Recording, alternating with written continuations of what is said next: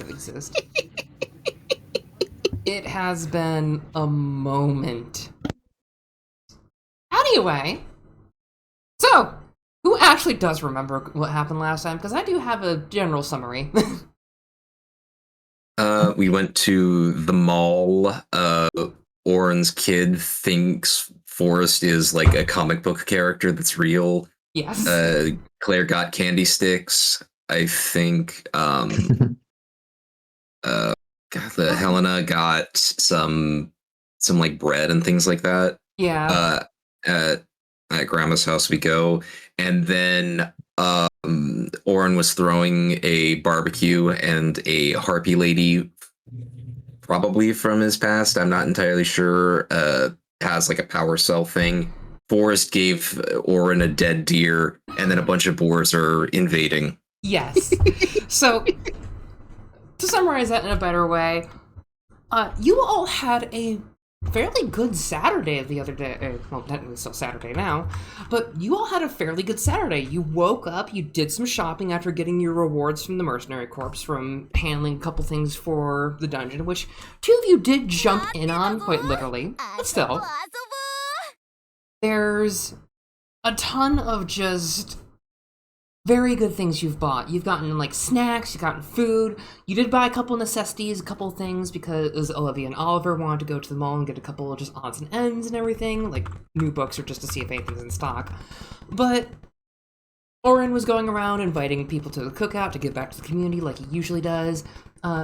Wes came back, which is the person from his past, which is more like just someone who's been around Maidanok for a while, like in and out, because she does mercenary work around the country. She's not just around there. But she's one of the most long-standing mercenaries. And as you were actually doing the cookout, you were having quite a lot of fun. Everyone was enjoying like the food, getting all set up at the table, when you heard from the forest snapping and crunching, just trees falling apart in the background, which got everyone, obviously, to kind of just, like, look up and wonder what the heck's going on. And out from the forest came a bunch of just gray boars boring through. They're rushing in and just making a mess of the place, and they are 100% hostile. You don't know exactly what has stirred them up. You don't know if it was the storm that happened recently, the quakes, or something else in the woods. But we're actually going to get into the battle scene, as there is plenty of chaos. Actually, activate the scene. I believe it was this one. Activate the scene and get the music going. Everyone, we are being thrust into the combat. Where is it? Here we are. Oh no, it's a bunch of Poombas. Basically. But anyway, let me actually select. Oh shit, that's the tile button. Here we go. Token select. Alright. How do I add them to the counter? Fuck. You right click and then you see the little like sword and shields and stuff, and then it's toggle combat state. There you go. There we go. Highlight them all and just click the sword and shield. Yes, that's what I did. And when the battle menu pops up, you can just click the play button to start it. Alright, or just beginning counter. Anyway. There are allies have initiative, because you did actually notice them coming. So, you have a bunch of boars coming through, but there is one thing for chaos. I will actually start a clock. People are trying to rush inside, and they could get hurt. Olivia and Oliver immediately booked it inside because they know this shit. They know what's going on. They're already inside. Wes is currently just grinning ear to ear and is undoing a bunch of knives from underneath her coat. She's always prepared. And a couple of the others from the Mercenary Corps are also kind of in their own area, just getting whatever they could to take effect for the combat. But any civilian is trying to book it in. Or who would want to go first is the real question, as 6 magic boars are there. And yes, that is what they are called. If I can. Yeah, you go. Go. Oren immediately, upon seeing all these boars suddenly rush in towards his backyard, turns to Oliver and Olivia and just goes like, "Get everyone and get inside quickly!" And they're already holding the doors open to like the back doors, basically, and just everyone's starting to pull in.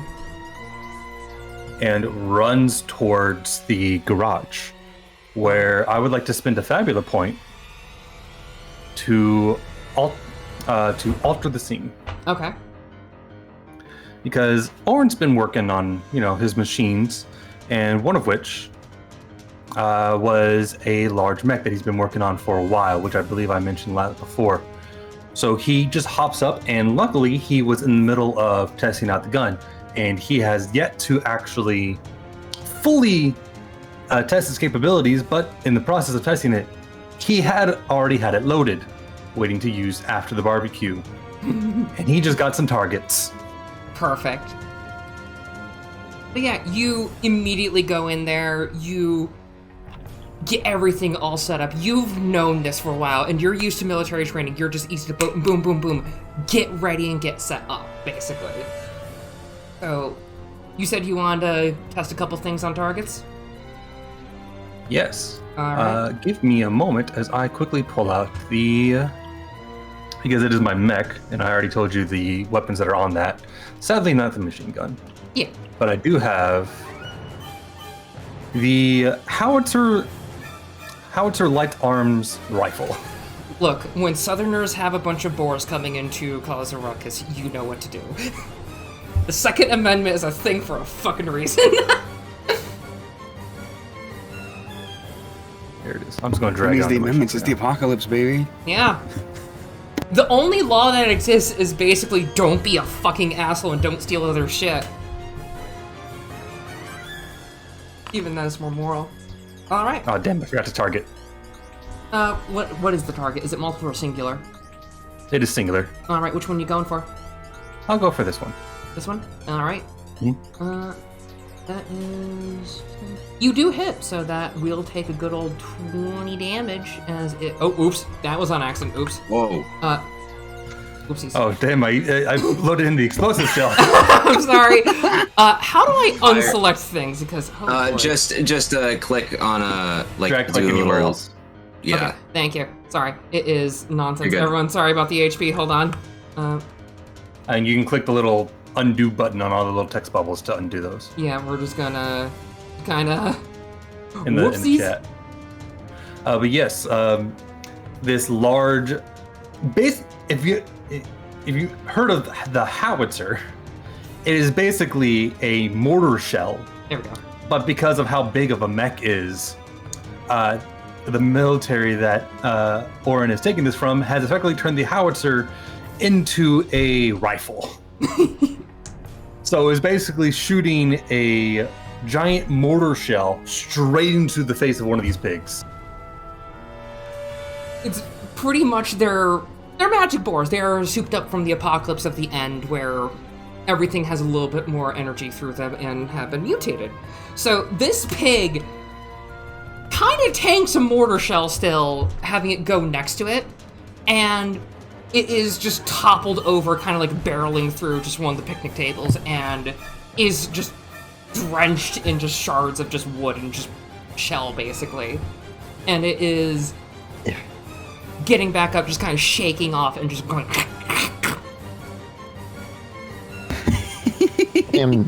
Okay, I'm gonna have to interrupt real fast for a small nitpick with Fabula Ultima and Foundry here, because I'm trying to change my sheet, but every time something happens in the chat box, it immediately kicks me out of the of the thing I'm trying to modify text-wise. I hate that.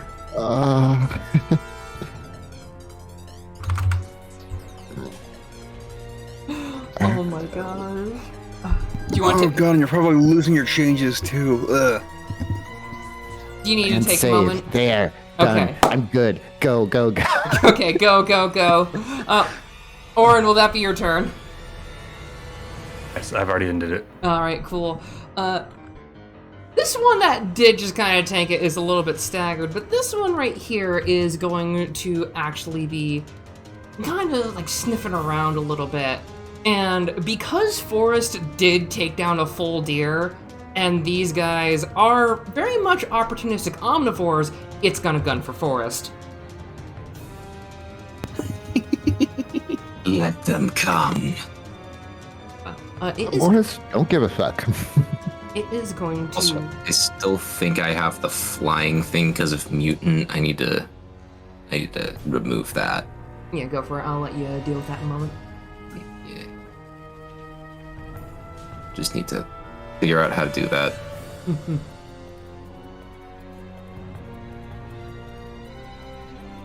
Also, Well, I'll just have the I'll just say Forrest is not flying at the moment, even though there's that token there. So. All right.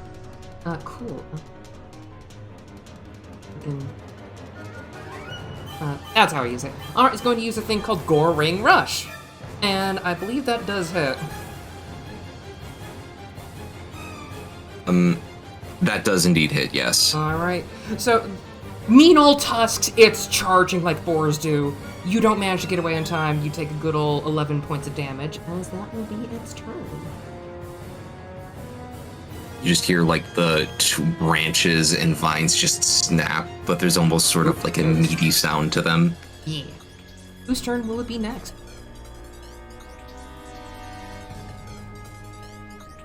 I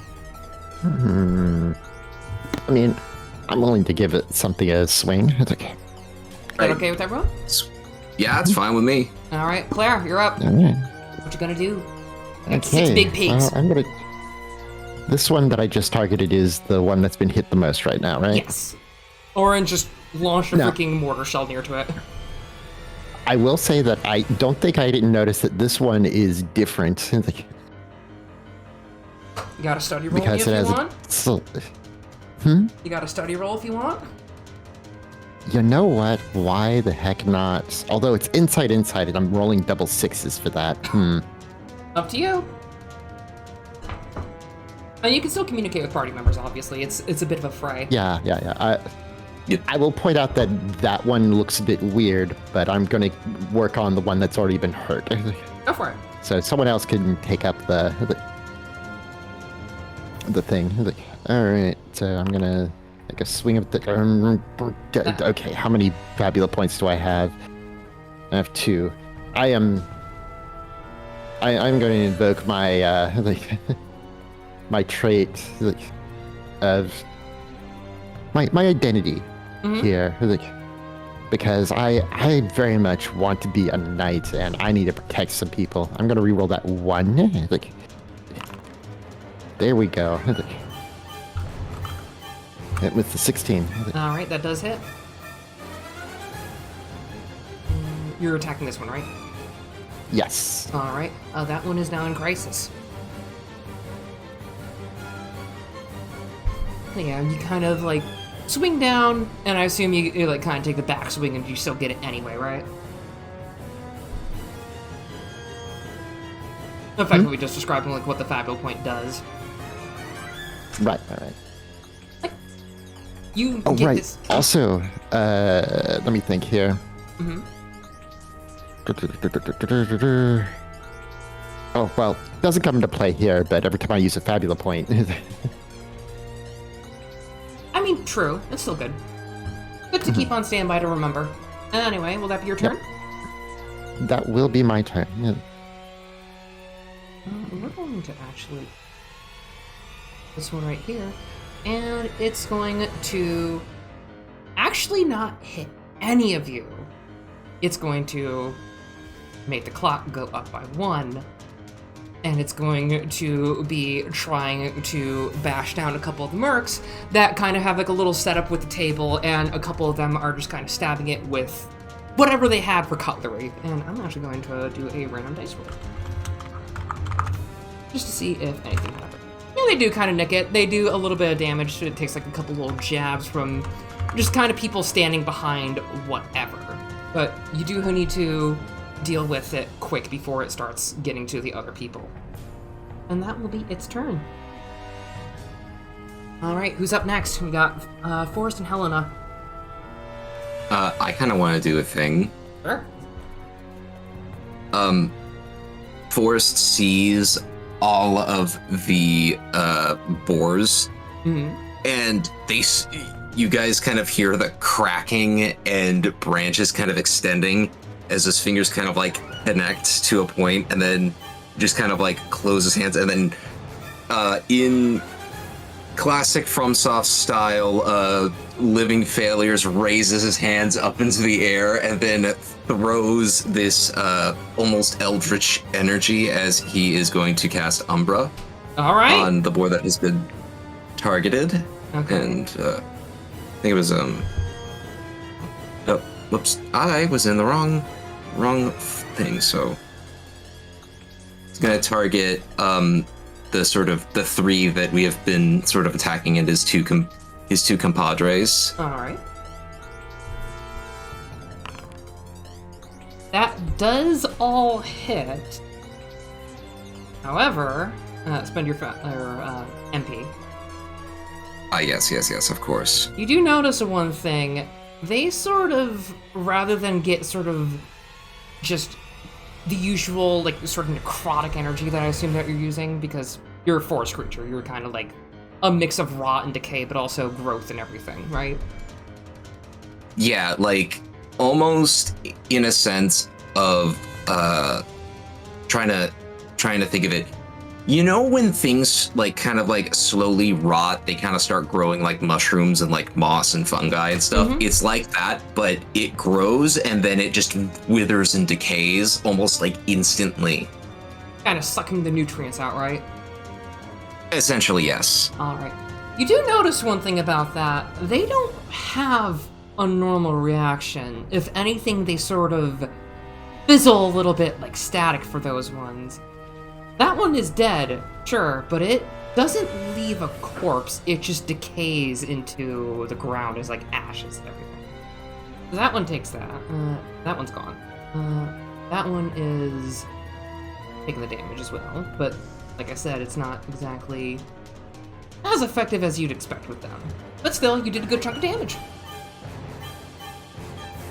And that will be Forrest's turn as sort of like the branches like extend and pieces of the bark on him are kind of like falling off a tiny bit.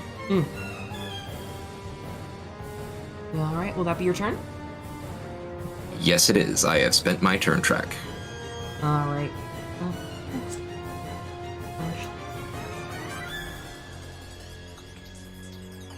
Oh, this one right here. That's that one. Okay. That's that one. Now then, this one will be kind of snarling a little bit, and it will actually go after Claire this time. And we're just going to use this as well. Does a 16 hit? Yeah. And apply to selected. Oh, not that one. Oopsies. And to target you. Oh no, they're infighting. Boop. There we go. Big ol' snout is just kind of just jabbing into you, with the tusks also reaching in and doing a very, very mean stab. And I'm going to wait for a cat to get back. I'm already back. I got wind up by someone on the other door. Alright. So, Alana, it is now your go. Yeah, I'm just trying to find how to select multiple things at once because I don't know exactly what's coming. Drag and you can just, like, drop like a box. Or just, I think it's Shift and T. Oh, yeah, that works. Yeah, Shift and T. Oh, didn't catch this one.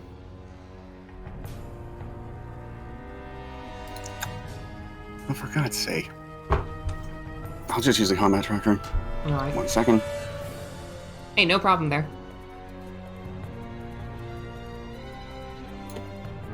God, okay, why isn't this working?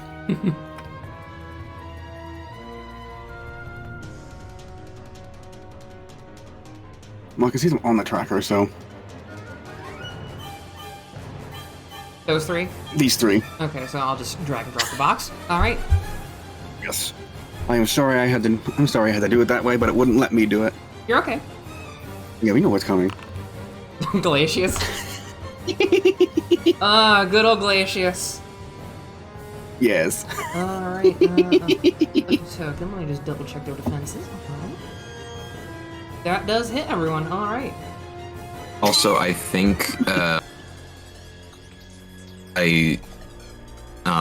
the opportunity each target hit by the spell suffers the weakened condition. So I think I don't know if they are applied to the guys right here. That's if it's an opportunity, right? If it is a crit, then they become slowed. If it is not a crit, they don't become slowed. Yeah. Okay, Yeah, never mind that. Because that'd be overpowered otherwise. Yeah. Oh, of course. Anyways, good. I could have hit them with slow instead, but no, I wanted damage. Yeah, some good old damage. This one in the middle is set with Crisis, as well as this one right here. As they've already been cold once, they got cold too, basically, with that previous glacial storm that happened earlier with the reverse thunderstorm. That is a cold. A harsh reminder. Expensive, yes, but also worth it. Alrighty. Will that be your turn? Yeah, that's all I can do, I think. Alright. That's that. And we got more boars with 2 more turns, so that one's going to... where is it? Advance the clock by 1 tick, as you see Morris is kind of just taking pot shots at them from it, and this one does come down, and I'm going to see what happens here. Oh, not that one. Yes, it says R12! Hold on. Sentient creatures. Okay, roll D12, sorry. Alright, that's a 4. Morris kind of takes a little bit as it's just kind of like just jabbing into the porch, and he kind of stumbles a little bit, and Fifi's running over to go over and help him. But that'll be that one's turn, as the clock has been extended a little bit more to that. And this one's gonna take a little swing at, ironically, the giant mech. So, Oren, real quick, do you gain any defensive buffs while in your mech? It is not finished being built yet entirely, so you're I'm going to say no. You're just kind of walking around with power armor with just a weapon on it, basically.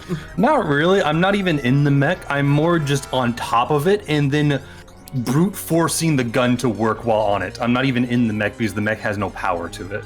Gotcha, so you're in the testing phase. I like to imagine it's like the power armor from Fallout 4. If you don't have a power core, it's just really clunky and slow. That's kind of what I like to imagine it as. Well, it's 6 meters tall, so I don't know. Well, let's kind of give it like a little disadvantage to its attack. I'm going to say whatever it is, you get like a -2 because you're standing up is trying to get you. So 13 would be the hit. For me? Yeah, 13. That would be it. Yes, that will hit. Okay, it just narrowly gets you. It somehow manages to like climb its way up there and get to you just a little bit, but it does kind of just fumble off because it's a pig. It's not made for balance. So you take 11 points of damage right there. Okay. All right, and that will be the restart of the combat phase. All right, who's up next? Oh, who's on first? Who's on first? Look out the big pigs.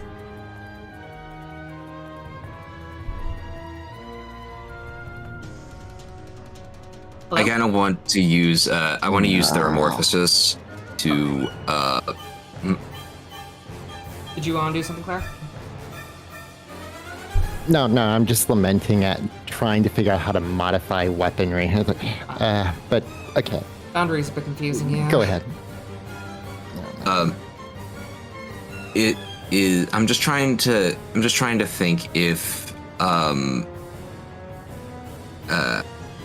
That's recover, but no, that's not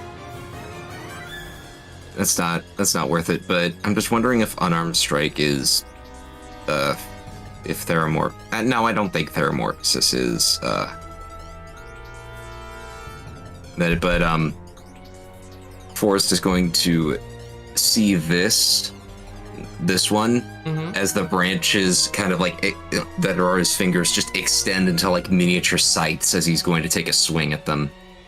You're making sights with your branches like a gun? Or do you mean like, scythes, right?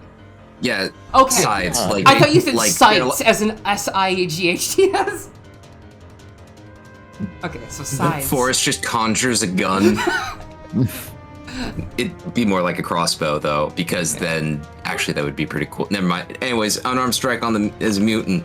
Yeah, all right, that does hit. Telling the spirit of big game hunter. Which one are you targeting? This one right here. Yeah, all right.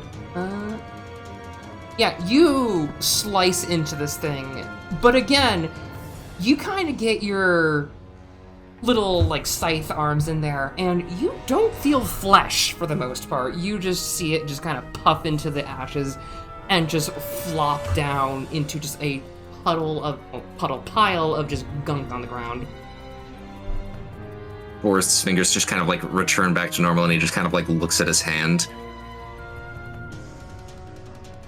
And that'll end Forrest's turn. Alrighty. Forrest is done. Oh. You know that song and dance, you know the good old thing. Hey, Forrest. They don't like the tree. They don't like the tree. Tree is evil. Does that hit? Yes, that does hit. Alright, another goring rush on good old Forrest, and I'll do that. It's very simple. Boars are very simple creatures. Now then, who's up next? Like to go. He shoots berries like a pinecone launcher. Oh, pinecone grenade launcher. Anyway. I am very curious about something. Yeah. Did anyone actually go through with the study skill on this thing? No. No. Okay, so I'm going to be swinging blindly at this thing now. I'm going to pop on an elemental weapon. Alright. And I'm going to put it fire. Alright. So it's flame tongue out. And I'm going to take a swing at the thing. Go for it. That does hit. That does a solid 19 damage. And that is in crisis. I'm just debating. Now, what do I smell? You smell bacon. Just flat out, you smell bacon. It is crispy and sizzling as you cauterize the wound after slicing into it with the Gol's Y-blade. What's funny is I had bacon for breakfast, so this is even better. God, now I want bacon. I am now starting to get a picture here. I Yeah? will end my turn with that. Alright. Okay. Aim for the scarred one. Let's do this one over here. I'm gonna just actually do an advancement on the clock with this one, as it is going to kind of turn its trouble away to June and Rowan, who are actually handling this fairly well. And Rowan just easily just picks up this thing and backhand it, basically. She's used to this kind of shit. She just smacks it away. You just kind of notice this lady who is a baker, she doesn't really have a strong build, but she does just slap it away, and it's more just a random thing to get it away. It's barely anything. She just kind of biffs it in the face. It does take a little bit of damage, but it's not anything crazy. But it is getting closer. Everyone is still getting inside, luckily.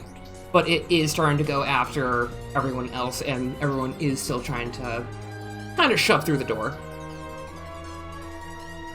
Anyway, who is up next? I just got a thought, but I'm looking at the specifics of the invoker rules is the thing. Do you want to go next? Oh, I forgot the active wellspring. Hold on, active wellspring. No, you got this turned on. I'm fine. Okay, yeah, earth and water. It's still kind of snowy. Oh, not snowy. More damp and earthy and everything. You're near forest because Oren's backyard is kind of pushed up against the countryside. Oh, where did I put it? So do you want to go next, or will it be Oren? I'll let Oren do it. It's his kid's under attack. I mean, his kids are kind of handling the situation well. They're used to emergencies from traveling. Even so, let him have his moment. This is his lair. It's his lair to defend. So can you reconstruct the scene for me real quick?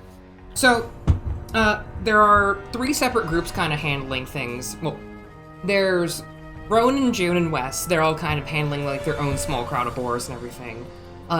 Fifi and Morris are kind of in his area with like a couple by him. He's just taking pot shots while she's actually doing some slicing and dicing.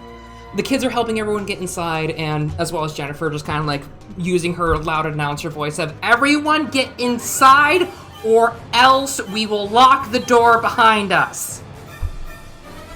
Which does get a good amount of people's attention. And you just have your own cluster you're worrying about first.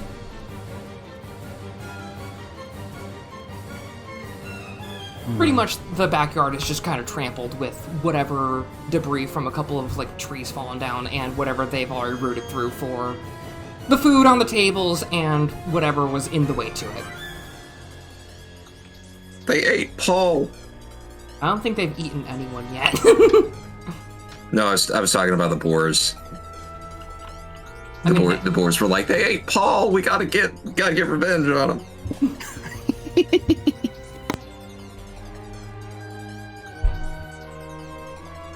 Okay. I'm gonna look at the weird purple one. Yeah. Over here. Oh, they're all kind of purple. That one.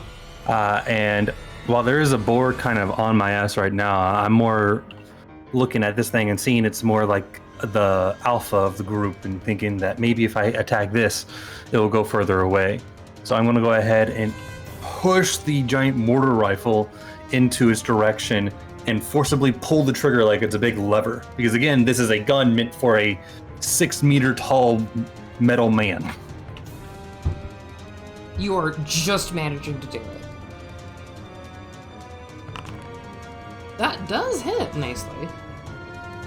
So, it is just hanging on. It is, again, able to take shells. It is modified from the energies of the end. It is able to be more durable and tough because of what nature has changed it to be. But you do manage to land a pretty solid hit, and you see, like where Claire struck it, you made a fairly sizable hole, and it is kind of stumbling around, surviving on pure adrenaline. Actually, can I also use Barrage? Go for it. So I'll spend the extra 10 MP to also target the boar next to him. You want to do that? Yes. All right. So it would be the same roll as before. I just didn't hit the multi button. You're good. Yeah, spend your MP as necessary, and you do get a very, very clean shot, actually. This one is also just kind of stumbling, but you notice... It is a mortar round, so rather than a direct hit, it's more hitting between them two, and the blast is sending them both flying. Gotcha. Yeah. You're used to your good old Mac. You can do your things because, although it wasn't exactly in training, you did learn like where to do the trigger and general positioning for aiming. There's no crossbreeds. You're good. And that will end my turn. Okay. Yeah, you've gotten really meaty hits on them, so we'll go. I am a literal cannon. That is my whole job. You are slow, you are bulky, you are defensive, you can't do magic, but damn, you can do damage. The DPS tank.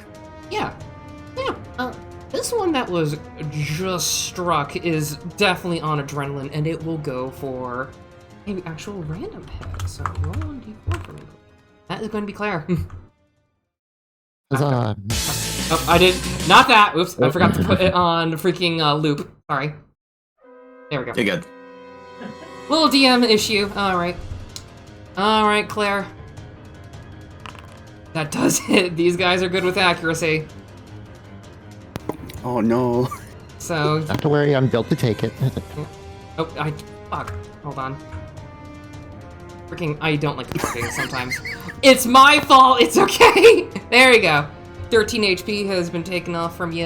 Another good, delicious hit on you. Not even crisis yet. Hey, big pig's gonna big pig. That leaves Helena. What you gonna do? I actually did have something in mind. Unfortunately, the thing I was specifically looking into, I don't have access to yet, but I can still do something. There are a whole bunch of boars attacking the house right now, yes?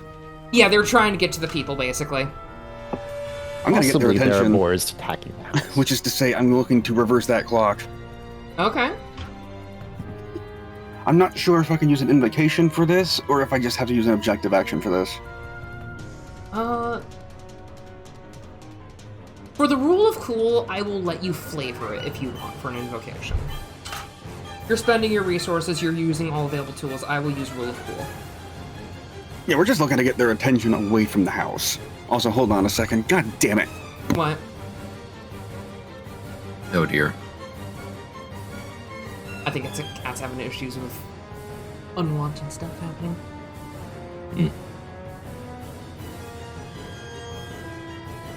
Okay, someone was coming up to the door and I have to keep it open for reasons, so... You're good. But yes, I'm just looking to get their attention, not... I don't have to do any direct damage with this. So yeah. God, I'm not... I didn't think I'd make it this far. I wasn't prepared for flavor. Hey, look, flavor is good for the spice of life. But you know what? We can do something like spring up little walls of rock in front of them. We got the Earth Wellspring going on. Let's do it. All right. How much MP does it use? 5 for invocations that only target one thing. All right. I will prevent the clock from going up for the next round, basically, like until the start of. Yes. Like, Yes. Eyes off the house. Look at me. Yeah. So yeah, you. No. You pretty much are putting up clay walls, right? Because Yes, it's, more or less. It's clay soil, to be honest. Red pillars of soil just kind of spring up, slightly hardened, just kind of getting their attention off. You kind of like bump a few of them, but nothing to do like real damage, as they do turn to you all. Yes, if any of them are looking directly at me, I'm doing the thing with the hands, where I point at them, and then turn both hands to point at my own face, while slowly backing away because this was a bad idea. The squishy mage is trying to tank everyone. Or at least the ones on the house. Yeah, and speaking of, hey, time to get smacked. Better me than the house. Yeah, that's gonna hit for you for 10 damage. Fuck's sake, stop doing that. They hurt themselves in confusion. All right. Instead of hitting apply just like token, hit the little broken heart next to the hit. That applies it to the person that's being targeted. Gotcha. Okay, thank you. Yeah. Listen, I got kicked off a tower this afternoon. I'm accustomed to pain by now. I mean, you safely landed down because she put a lovely little rune on your back, but still. They don't need to know that. Let me flavor it how I will. I mean, you did flop onto a mattress, so hey, you're good. Just the mattress with the giant target painted on it. Anyway, speaking of targets painted on it, who wants their turn next?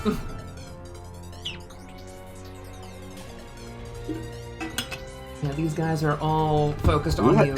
Clock will not go further for a moment. You know what? Do you want to go again? I'm gonna dig my hole deeper. Okay. I'm curious. Let's see, these two. Those two? Oh wait, no, not yet. Not Time yet? for that later. Okay. I'm going to use an actual invocation and put slow on this thing. Okay. Can you say what exactly, if there's anything it needs? Just 5 MP. Just 5 MP, thankfully. It's an auto hit, like all Alright. invocations are. That's how the way I took them. Okay, that But guy yes, is slow. I don't know how exactly to call it specifically, but I'm using the geohex that makes them suffer extra damage from air and ice. Are you ironically making them be stuck in a mud pit? I could if I took the 3rd invocation level, but goddammit, I forgot to. Oh. That is You actually say you made them that is weak actually to an an Earth element? invocation advanced. Did you make them weak to an element? I can. Only slightly, but I can. Oh, they take more damage, they're not weak. Yeah, it's not Right. vulnerability, just a damage bonus. Just Okay. yeah, damage bonus. I will Still, take because that it's as an attention, elemental weapon person. Okay. Well, it is... Oh, you know what? I'm still going to flavor it as an invocation if I can. Yeah. But can I do the hinder action instead? I believe that's universal. Oh? So how would It's a- that... It's a difficulty 10 check, but if successful, I can apply any one state. Okay, go for it. We'll see if you can put it on there. I'm not sure if it's flat or not. I'll just do it flat. Oh, wait, can I flat? You could just do roll, /R, and then just do... Actually, is it your skills? Or hindrance, right? Oh, wait, there's a hinder button right here. I'm an idiot. Foundry, it does a little bit of everything, And but a it's- lot of things it doesn't need to. And it's still calling for attributes. Come on. Since you're trying to hinder it with magic, I'll just say use your insight and willpower. Just one of each. Mm-hmm. That Are you fails. kidding me? You Wow. have fabula points. You do have I fabulous points, do. I do. Let me check if anything would work. Now, I've got nothing that applies here, unfortunately, so we're stuck. yeah. Alright. You're a caster and you're using magic. Why would you not re-roll that? It's your identity. I will let you re-roll something if you would like. This is true. Shoot, how do you re-roll one specific die again? I believe you can... Well, you have You to go ahead, you right-click- right-click it, Oh, I see it. right-click? Yes. Yeah. Like, invoke trait to re-roll re-roll, and then you can Yeah. choose to re-roll one or both. I'm not sure your Willpower, insight is that's going to get better ridiculous. than 8. Yeah, the willpower is the one you're going to... There we go. You rolled 4 on both of them. Ah, Right, ironically, right, 4 but on the each. insight is a D8. The insight's a D8, the willpower is a D10. Well, I'm saying that you Well, can you- re-roll both, or they can re-roll both of them if they want. Yes, but 4 is going to be an average on a D8. Not The on average of a D10. D8 is 5, Math so is it's below fun. average.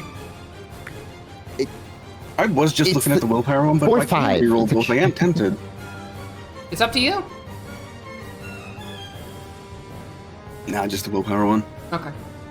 Because I don't trust that insight not to roll lower. Yes, the magical equivalent of kicking the thing awake so it works better. Nope. Oh. But hey. Think of it this way. We're gonna get more EXP when we level up. True. Indeed.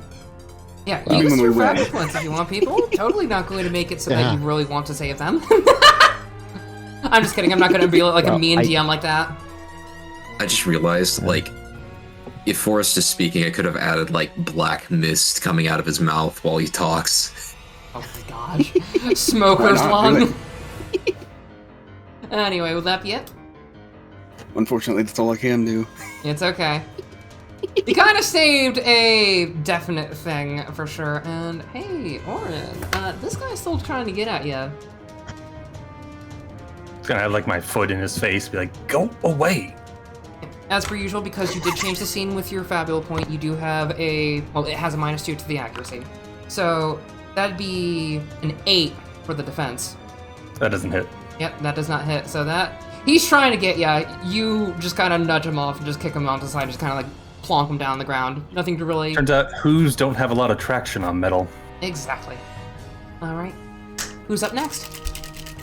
I'll go. Alright. Continuing to ignore this other boar in front of me, I'm going to look at these other two, especially the ones commanding the ones to attack my house. Mm-hmm. And I'm going to do the same thing as before. I'm just going to mortar shot in the giant crowd of pigs. Everyone's just kind of avoiding the firing range, basically, just to let you know. Does hit. I mean, Claire's in the thick of it if he's targeting that thing. You're good. You can handle it. I have a big sword. It's fine. This one Just pair goes them up. down. But I want to ask you, where do you what do you exactly do with the mortar shell with it, as you're kind of finagling? It's more similar to how you would use an actual howitzer, where you have to aim by just adjusting the barrel every time. Luckily, he's a engineer and he knows how to do this. So he's aiming it and he's going similar to the blast radius of it hitting the pigs rather than any collateral damage. So he's hitting it in the mass of pigs, knowing the shrapnel will stop in them rather than actually hitting the people, using his enemies as a literal meat shield. Alright, so as this one falls down, you notice all the other boars just kind of like start vibrating. Combat's over, just by the way, just so you all know. I just do that. Boop. So all of them just kind of fizzle and out of existence. Like they are just puddles on the ground. And what is this? Anyway,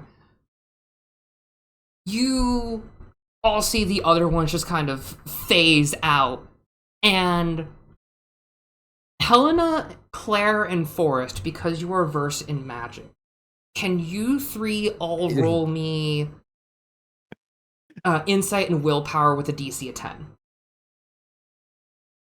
Oren, if you want to be doing something while they're kind of thinking, basically, what would you like to do? Whoa. Oren doesn't know magic shit. All the pigs are gone. He's happy. He gets down. He's going straight to check on everyone, make sure everyone's all right. Like, you call out Claire about magic. Claire doesn't know shit about magic. You're at least versed in it enough.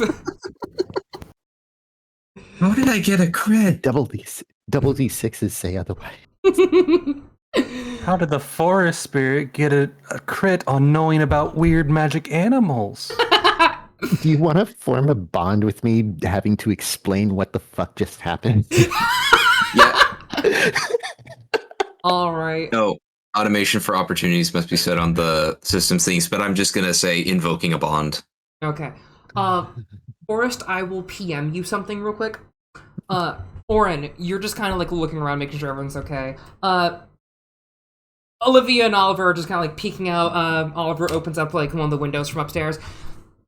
Where'd they go? I don't know. They're not here anymore. Are you all right? If I had to take a wild guess from observation, there was only one real boar. I don't know how it fucking works, but we killed it, and all the others went dead. I've also, Forrest now has a bond rank of 2. It's still kind of loyalty, but I had to choose admiration because Claire is doing this entire journey, and literally the only person who isn't who didn't see Forrest at first just go like, "Oh God, monster, run!" or try and kill him. I was going to say, I don't understand magic, but I understood what was happening without knowing that, and just by pure instinct going after that boar. And why would you not have admiration for someone that brute forces their way through that? Yeah, they admire the trying to think of the word, just the determination. There's that for Forrest. For Helena, you get the vibe that there was a random connection off into the woods. And as you do, you can, because you're like versed in magic very, very well, you're attuned like crazy. Well, Forrest is kind of getting more of a vibe from the animals themselves. You feel more of a connection, and you see parts of the wilderness start to move and rustle a little bit. Did we just open a door?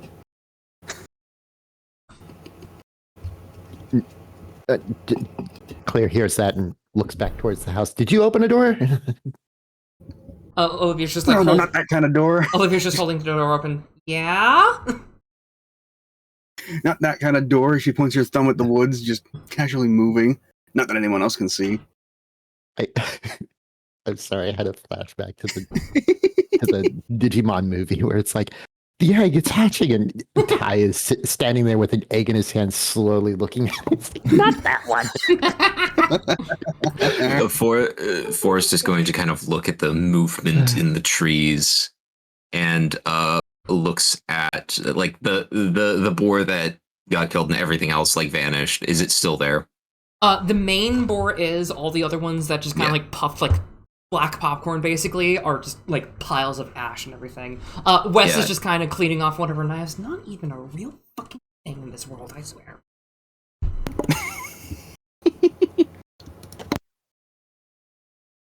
I really want to do something, but I don't know. Up to you. Let me get some music. So the rustling in the forest thing, does it indicate that there's going to be more like more incoming, or was that just like was this the first wave and there's going to be another one, or was this just it? No, you saw basically all of them come at once. Boars aren't exactly the most for like actual pack tactics from what Forrest knows, obviously. Compared to wolves or some other new creatures that exist in this world, thanks to the end. The boars still are a giant cluster of rush everything, try to eat whatever you can, or get as much territory as you can for like a rival group, and then just claim or run afterwards if none of you are, well, if all of them are okay. Pretty much, Gotcha. you saw the giant cluster was just all caused by one. Yeah, and there was rustling and stuff in the forest, correct? Yes, Can I determine what is causing that? that depends. Want to change the story a bit, or do you want to?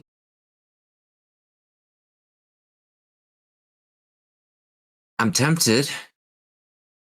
Because opportunities can do discoveries, right? Yes, but I used the opportunity to form a bond with Claire, Gotcha. level that up. All right. So, You can do whatever you want. You got fabulous points, right? yep. I will say that.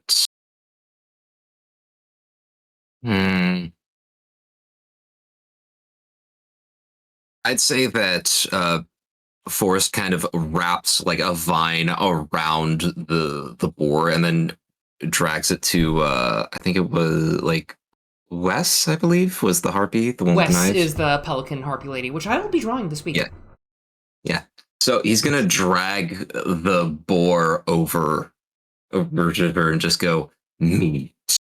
I request a favor." She's just kind of like ignoring you a little bit, just kind of like doing just knife maintenance, pretty much. Just taking out a rag, getting all the gunk off, making sure that everything's all good. And then he's just gonna like just plop the boar next to them and just goes, "I will pay you to give me this thing's leather." Really?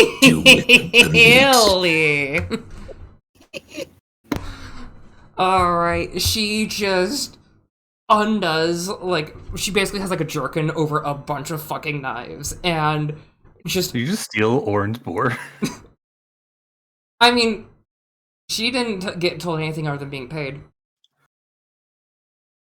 And she just grabs an assortment of like butchering materials.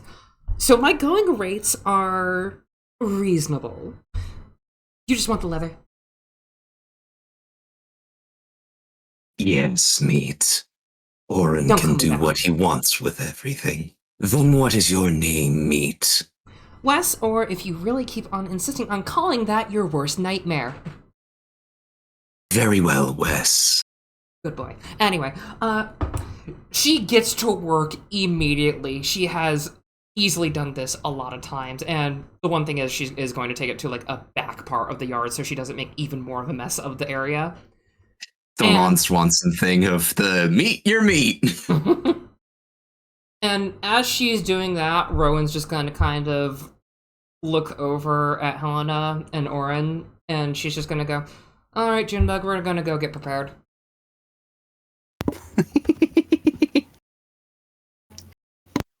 Once she sort of rolls her eyes and just is getting to work. Morris comes over, actually, to Oren, and it's like, "Sam hell's all that!" It was definitely unexpected. Kind of ruined the barbecue. At least everyone's all right. A couple people are Didn't just you bring up? Go ahead. a couple people are just kind of like bandaging like little like scrapes and whatever they got in like the kerfuffle. Sorry. Didn't you have plans for a wall or something that would be able to put up to stop some of these things? Why haven't you put that into action yet? Yeah, I do got some of them lattices at least. Better than nothing, but I could get some chain link or something. Like he's just muttering a bit to himself, like thinking aloud of like what he's gonna put in the back.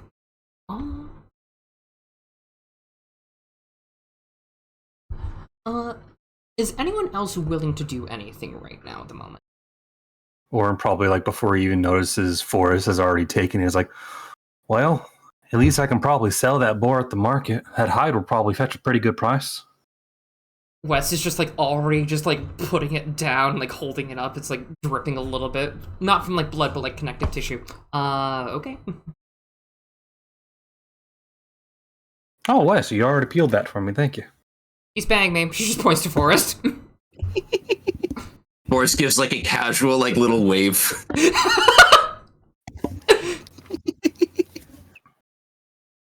Oh. Orin, may I speak with you? Isn't that what you're currently doing? I see your attempt at humor. I simply do not find that entertaining. I would like to commission you for something. Depends on what it is. Forrest will kind of reach into, he probably has like a pouch or something that he keeps on the side with like certain books and other journals and stuff like that, and he'll pull out, I believe, the crafts manual thing of making little journals and stuff, and kind of like hold it out of like a bookbinding press, and sort of like making your own paper, and just kind of show him it and go, I would like to commission you to make one of these. What is it? Like, you know how they make homemade paper, how they have, like, sort of the boards that have the sort of screen in it for, like, collecting the pulp, and a couple of presses to, like, wring out the excess water so that it dries off? Not really. I'm having trouble imagining exactly what this is. So think of, like, a paper cutter. Like, one of those big ones at the school that had, like, the giant, like, lever and thing. Yeah. But instead, what it does is that it drops down a press and, like, sort of, like, twists it on like a winch, and you can press out the paper, and he wants like a little mesh sieve kind of thing to condense the paper pulp into proper paper. And also a bookbinding press as well to like press down things. I mean, that's basically just a modified hole punch. Yeah. That's essentially what he's asking to be commissioned.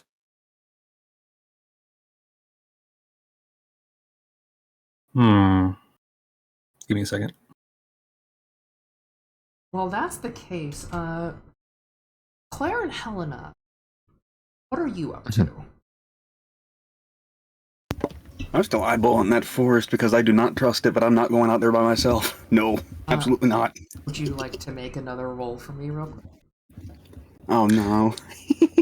Double Yeah, dex. I can. Double dex for me real quick. Borne, what were you saying?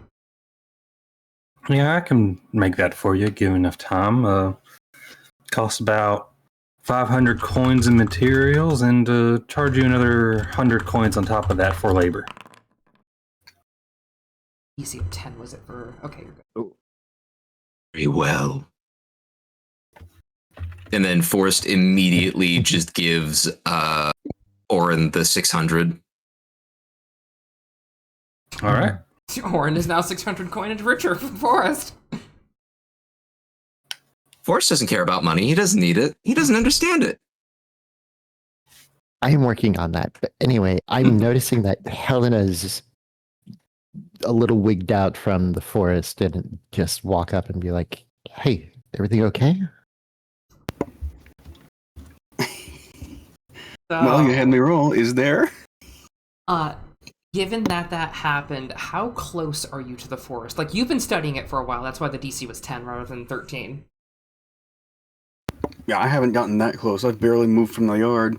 So, given that Wes is kind of close to the back, you see come out, and everyone get a fabulous point because it's a villain introduction. Hold on, you actually see someone that actually has a relatively close mutation to you. Oh no. Deep brown hair, fucking claws out, and their eyes are sort of glazed over. Just deep brown sclera with brown eyes, actually. Fairly lively built, much taller than you. She's got like good foot on you. And you just hear the snarl as someone takes a swing at you with extended claws, like stares at you, kind of like get out of the way, and then on all fours, like go back, and you see basically a mountain lion person. God. I was gonna say, can I intercept the swipe with the flat of my blade? Roll me a. Since I had walked up. You use might and might for attack, right? My dex, but yeah. Okay. I'm gonna say DC 10 for that and try to see what you can do. So might and dex. Alright, DC 10. No. I'm not letting someone get hurt. Oh no, Helena's completely fine. Oh. Yeah, that's what the next roll was about. Alright. She dodged out of the way. Hmm. So There. yeah, Helena, you just nearly get swiped at by someone who was going for your throat. Like, they had fangs bared and everything. And they look ragged. Either they're completely feral, or because of your case, because you've studied it for your general magic stuff and you know the material, off their sunshine. Oh dear. Yeah, so everyone gain a fabulous point if you have not already. I believe I can just give that out real quick. Oh, I already ended mine. Okay. Is it this simple? Oh my goodness. Mountain Lion Lady actually came by and tried to go after you. Helena, you've not met anyone like that yet, but Oren, were you paying attention or were you more focused on Forest? More focused on Forest. Okay. The paper press, by the way, would take about 3 days to complete. Okay.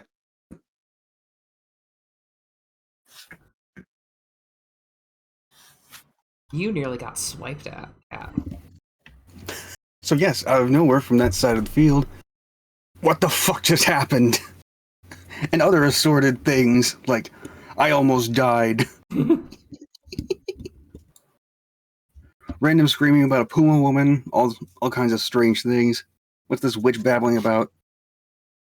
What? Are you saying there's more out there? No, this wasn't a boar. This was some giant mountain cat thing. I think it's a person. I'm not sure. Oren looks Helena up and down. Are you sure it wasn't a mirror? Morris is just looking at Oren, and there's just a thing of like, really? Not saying anything. He's just like looking at Oren. For that matter, she's doing the exact same thing. Like, are you fucking serious right now? Do I look like I would joke at a time like this? I don't know. This giant Wendigo just commissioned me to make a paper press. Wendigo. I'm not sure what people are going to do right now. Or just having a big ol' is reality even real right now moment. Is it still there? It just went back into the woods now. It's probably still out there, not far. For some reason, it wanted me specifically dead. Well, it's something to do with you, so your call. Do you want to chase it, or do you want to, not be anywhere near it? Oh god, that's a tough one too. I'm going to. I want to do roll something. Hold on, I'm going to do a blind roll. I want to restore my my HP and MP, and I want to ask: is there still like barbecue stuff like still left out, or is there like just like the like prepped meat and stuff? Wes is just getting to the meat. What? I think we would have to like properly sleep for us to regain that, wouldn't we? Yeah, you would. You would have to rest, or are you going to do some ability? No, I was going to use the inventory points. Oh. I was just flavoring it as using potions and tonics. Gotcha. And most of the barbecue is on the ground, but a little bit of it has survived.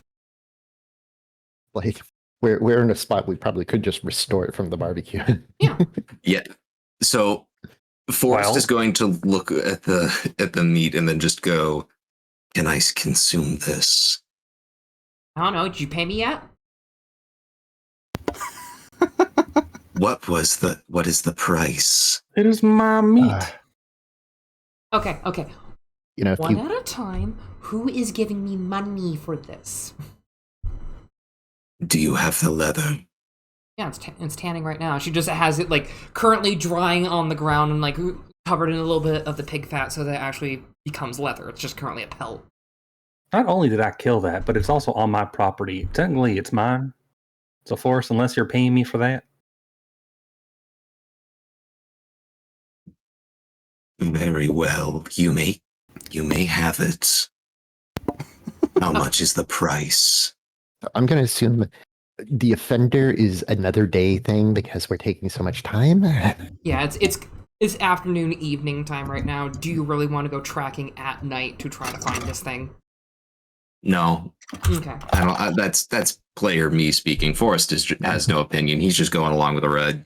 All right. I'll take another 100 coinage, and then what I'm going to do with that is I'm going to go in, get some supplies while in town, because I'm not walking out in the woods at night to chase off some cat lady. Because that's just asking for disaster. And when I come back, I'm going to finish working on what I've been working on, so we'll be fully set to go in there in the morning. Does that sound like a plan, everyone? Fifi just looks at Very Helena. well. Fifi just comes out like looking at Helena. What did you do to him? I didn't do anything yet, but I'm considering it. On which note, she's going to go to the house, shove the 100 coinage into his hands herself, and go, "Here, that's payment for the meat. I'm gonna go take a shower All right, cool. because I look like hell." Are you using orange shower?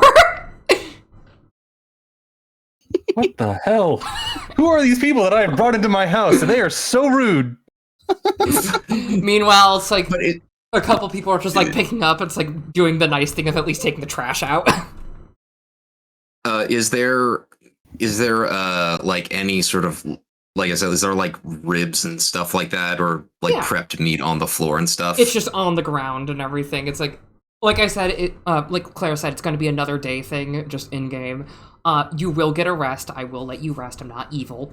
Yeah, I will say that pretty much as that's going on, Forrest grabs probably like some sort of like large like beef cheek of something, and the jaw just descends, and actually you see saliva start to part as a tongue kind of like wags a bit, and he just rips into it. So you're basically seeing like a feral animal just rip into something, even though it has a deer skull. It's somehow carving through the meat. I know like 3 people that would be turned on by this right now. Yeah, he just does that anyway. Also, So just what are you up to, Helena? Huh? What are you up to, Helena? I was just gonna just go about home? to say that I'm not actually going to commandeer the shower. I just need a hairbrush. And I think the thing that is just like, yeah, he just does that, and they just hear like Forrest just go consume.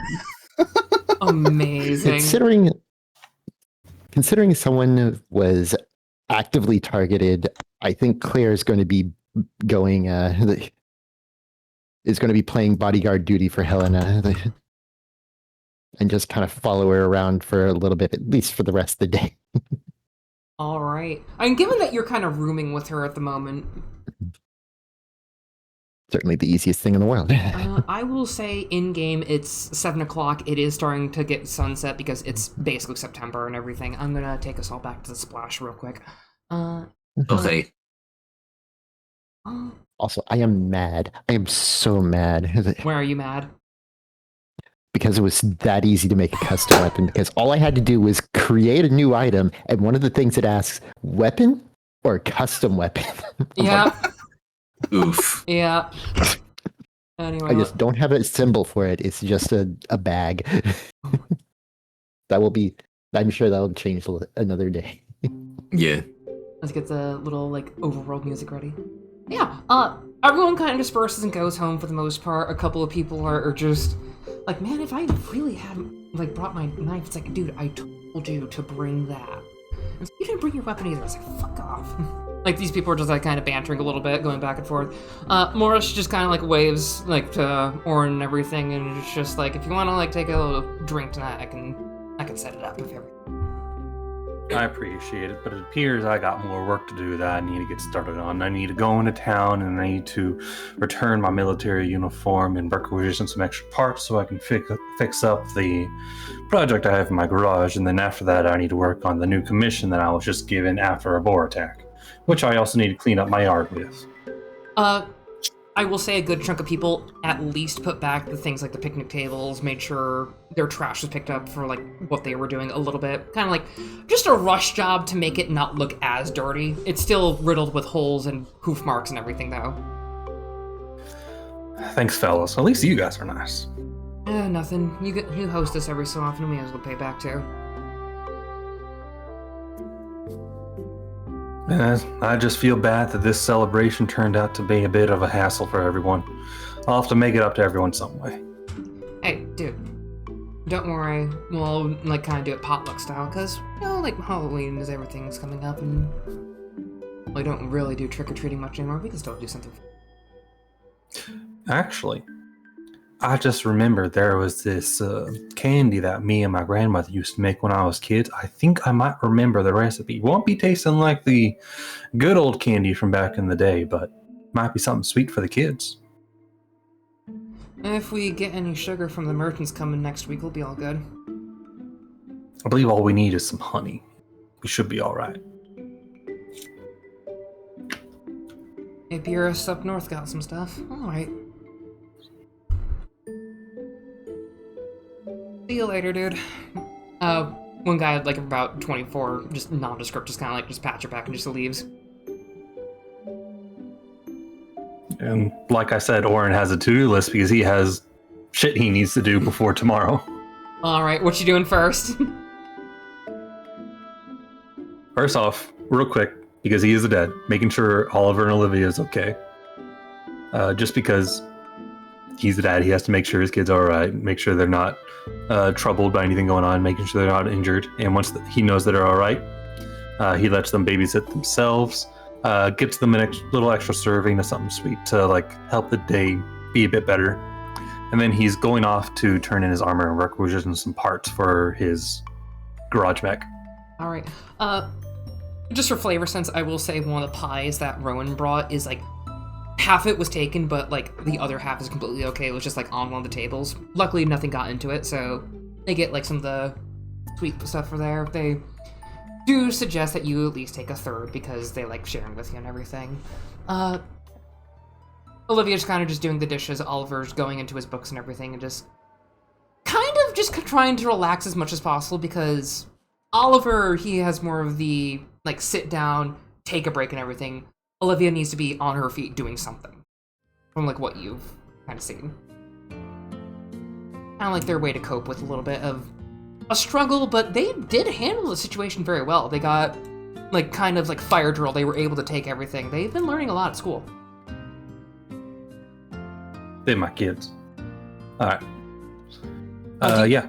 You take your Jeep? Yeah, I suppose so. Okay.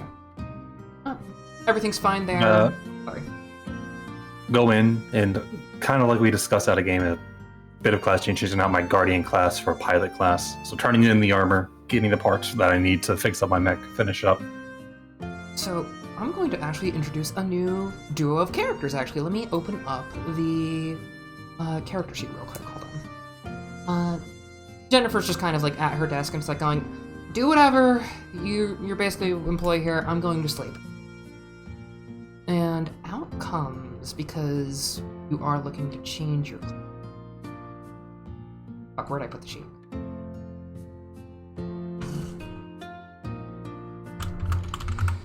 So, two people come out from logistics, actually. Simon and Susie. They're relatively short, actually. They got shrunk from the end from what mutated them. They are mole mutants. They are kind of just effectively this world's version of dwarves, pretty much. And as soon as you tell them, they both kind of perk up a little bit, and they just go a little bit just buck wild. And it's like, okay, so what you need? We got a bunch of stuff we got in the garage over here. Do you need, like, some kind of stabilizer? No, you could use a new throttle for it. No, you can... Tell us what you need. They're, like, kind of black-haired and everything. A little bit of, like, squinty eyes because their vision has been changed. But they've got, like, big old goggles and everything to kind of surmount for that. Alright, I need some extra titanium honeycomb plating that I'm going to put on the exterior, and I also need some advanced hydraulics, whatever the best you got. Alright, we got a little bit of that left over from when we were testing a couple of them. Fun fact, this shit's actually really good for keeping out explosives a little bit if you really need it in a pinch, but it's not, like, the best. It's like kitty litter in a snowstorm, but still. Got a little bit of that, got a little bit of that. Do you need any glass for the reinforcement for any kind of hoods or anything? Got a little bit extra. No, the tempered glass is still in there. Lasts pretty long. No cracks or anything in it, luckily. Okay. If I do need some replacements, I'll come to you. Alright. Will that be anything else from storage? Because we're counting this as a group project if you're gonna let us at least watch. Well, I believe I put in a mission for collecting plastic. That ever come through? I'm gonna need it to go ahead and melt it down and make some actual good diesel fuel. Not much of the good plastic. People have been sifting in the dust pits, but we do have a good few chunks. They kind of like bring over a crate of what is effectively just plastic for, like, you know how they have like the cardboard backing and like cheap toys and everything at the dollar store, and there's like the little plastic bit that's like easily flexible in the front. They've got like a ton of that, but then they actually have like a box of semi-proper plastic, which I will say is what you're spending your coinage on to change your class, basically. Okay. Fantastic. This will do all right. Just so you all know at home, I did set up a system because the Merc Corps is effectively a school mixed with a fantasy guild, pretty much for a modern era, granted post-apocalypse, but still. I do have it where people can reclass if they want, but it gets more expensive each time. Pretty much, you will find someone who is relegated to that class for what Orin is going into. Orin, would you like to tell everyone what you're changing out? I am changing out Guardian for Pilot. Because he's going for Pilot, Simon and Susie are kind of the tinkerer nerds that are handling logistics. They're a small little mole duo, they're twins. Effectively, just two dwarves who are, with southern accents, willing to work on whatever because they love to work with their hands.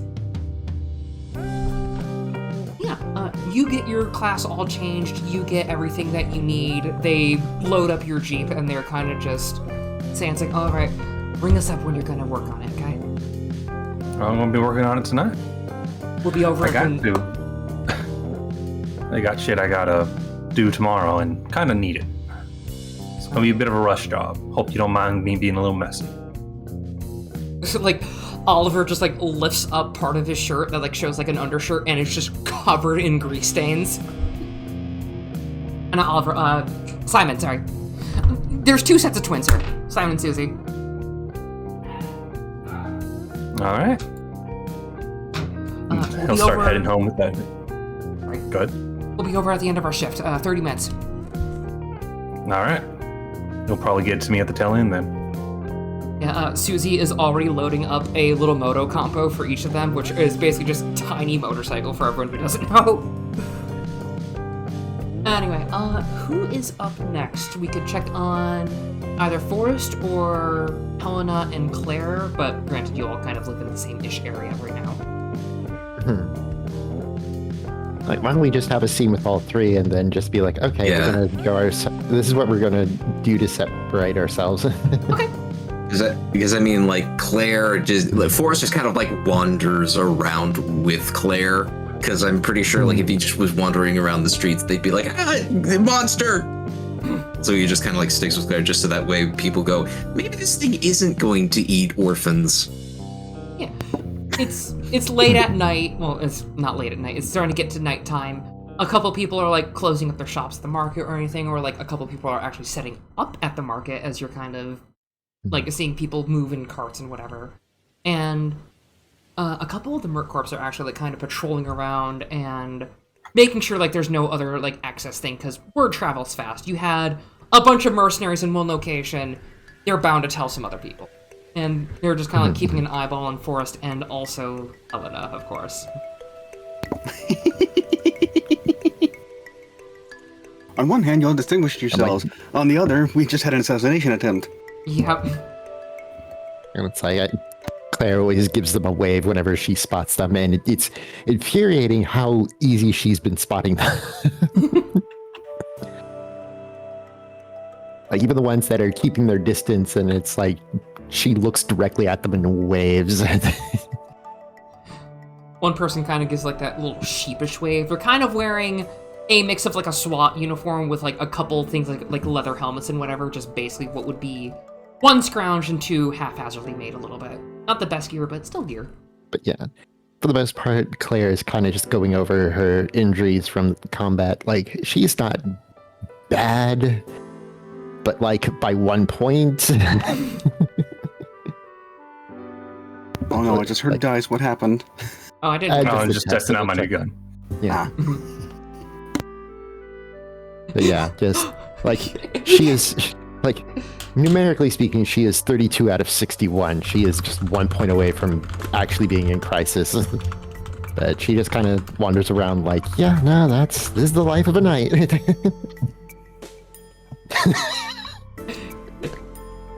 Yeah, just type that yang. Casual gunshots in the background. But, yeah. Given that Can't be the Helena's... country without it. Can't be the country without it. Yeah. I mean, you're in, like, sort of near the outskirts of the suburb part of the city, so small city, but still. Yeah. You're all making your way to Helena's house. I will say there's no, like, altercations or anything. People are just mostly keeping an eye out. But given that Helena's not acting wild or anything, most people just kind of assume, like, okay, whatever happens, happens. Fuck.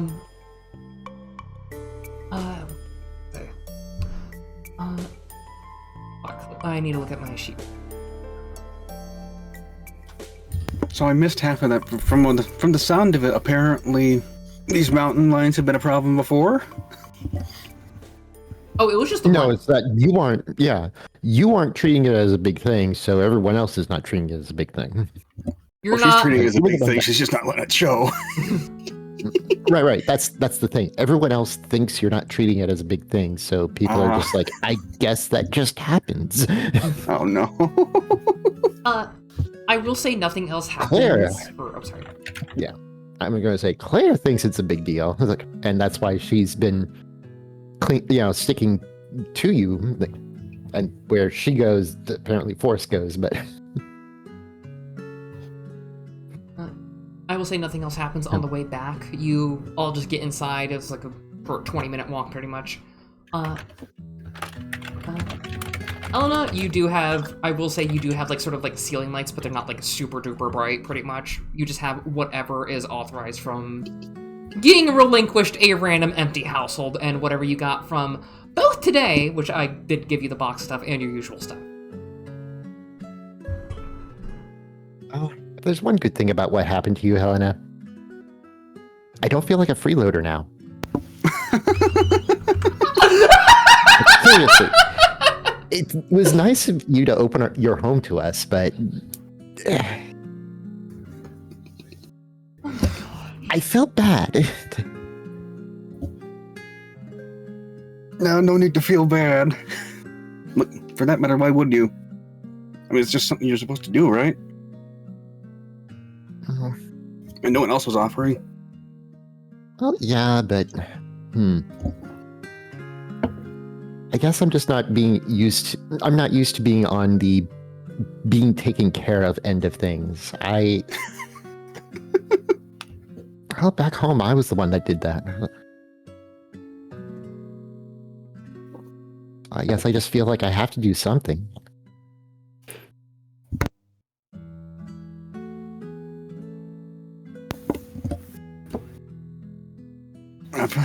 I'm sorry. I feel like there's more to say, but I, as a player, am having trouble finding the words because I'm bad at this. You're okay. No, I think that fits your character. I wanted to say something, but there was like an emotional moment, and I didn't want to ruin it. No, please ruin it. And they were roommates. Oh my god, they were roommates. Are you going to be quote unquote roommates? You know, historically. Oh my god. Eh, That's a little. we'll see. That's a little fast. Isn't Okay, I need to ask. Do you want the pussy? it? Oh my god. Again, a little fast, isn't it? I'm sorry, I Listen, had I am- to. We had to. The joke was there. We had to take it. Listen, I am open to the idea. I just think I'm just more of a slow burn kind of girl, all right? I'm going to do a bio break. If What'll you all happen? want to RP a bit, I will be right back. Sorry. But in all seriousness, was there something that Forrest wanted to interrupt with that was... or was it just simply that? I'd say Forrest still has like a bit of like blood on his like skull, and then just kind of like the sort of tongue appendage just kind of like licks it clean a little bit, and then goes and just looks and goes, "If you do not want me in your home, Helena, I can stay outside. I understand that my height can be a problem." Pulls out a rag and is like, hang on a second, lean down for a moment, and starts wiping his skull. I was going to say, aside from the whole blood thing, which is already being addressed by your friend here, I see no reason to throw you out. You have not done anything wrong. And I have, if we're being honest, I've seen far stranger and far worse things out there. It is nice to be welcomed.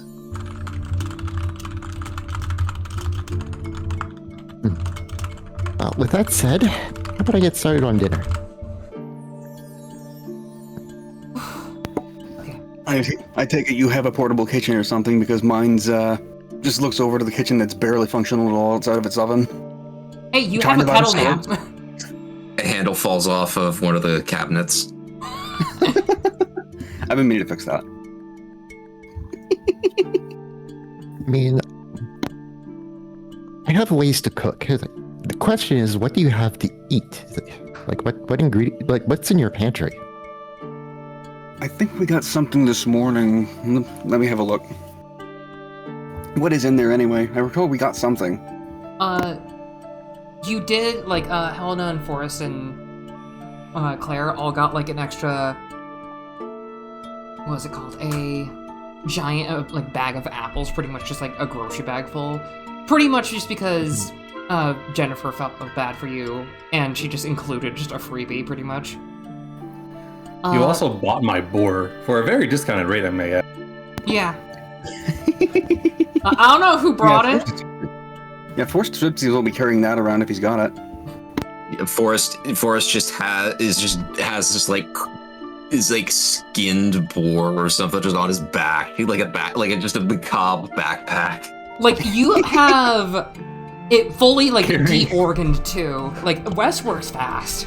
You've been carrying that around the whole time, and you're wondering, well, people looking at me strange.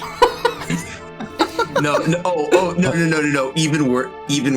Even worse. He's carrying it in his mouth like a dog, like carrying a toy, but he's still able to communicate like normally. Oh my god, I love this boy. Oh. Oh, anyway, like, I do have makeshift cooking stuff with my motorcycle. Just need to get myself a fire going, and we should be able to cook up some of that boar. I unfortunately don't have a pot, or at least anything usable as the pot. But we can. I got a pot in here somewhere. Oh, perfect. Maybe we can make a stew. Also, if I'm a little quieter than usual, I'm fine. I'm just looking for something. You're okay. But yeah, there's going to be some discussion on cooking, which I'm not. Oh, hold on a second. Someday I'll organize my folders. Today is not that day. Okay, so yeah, there's going to be discussion back and forth on cooking and whatnot.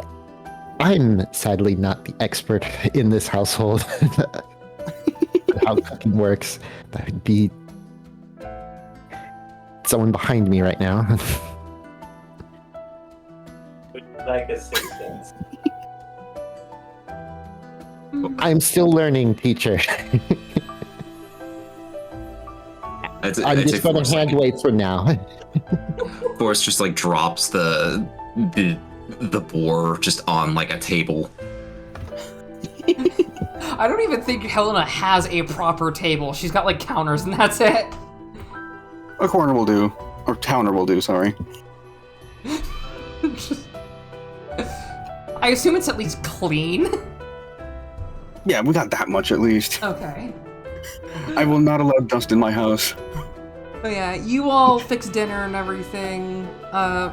Orin, you have the other twins come by for Simon and Susie, and they just kind of like watch very, very earnestly. One of them is taking notes as they kind of just like stay out of sight and just move as quietly as possible to like not break your focus.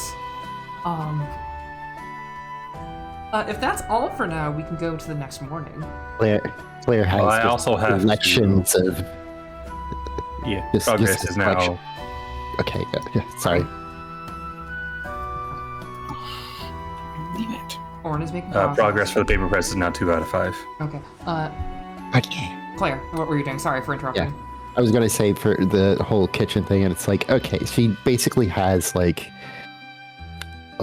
metal plates and whatnot, and like to use as ad hoc, like what is it, frying pan and whatnot, and stuff to allow her to handle things without burning herself. And it's just very, on the road kind of cooking. And she has so many packets of different condiments and salts and peppers that she uses. Oh, I said it's a photo shop. Are you kidding me? And it's like, I'm probably gonna have to restock on these before hitting the road again. Hella's just looking at this absolute pile of condiments and is just going, you prepare for a lot of potential food, don't you? Well, canned stuff only goes so far on its own.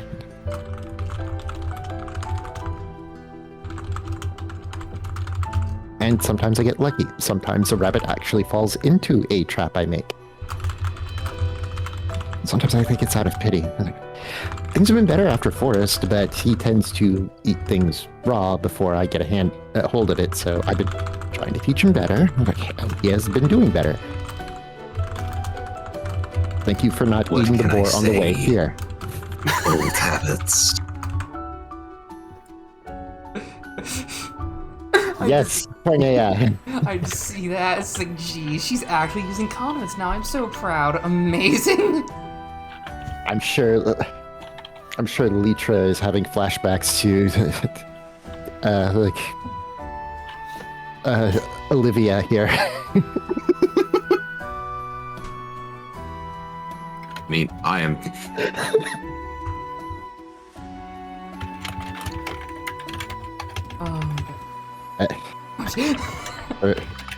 For context there, Olivia was a character who had a quirk where no matter what food was put before her, she would drench it in condiments.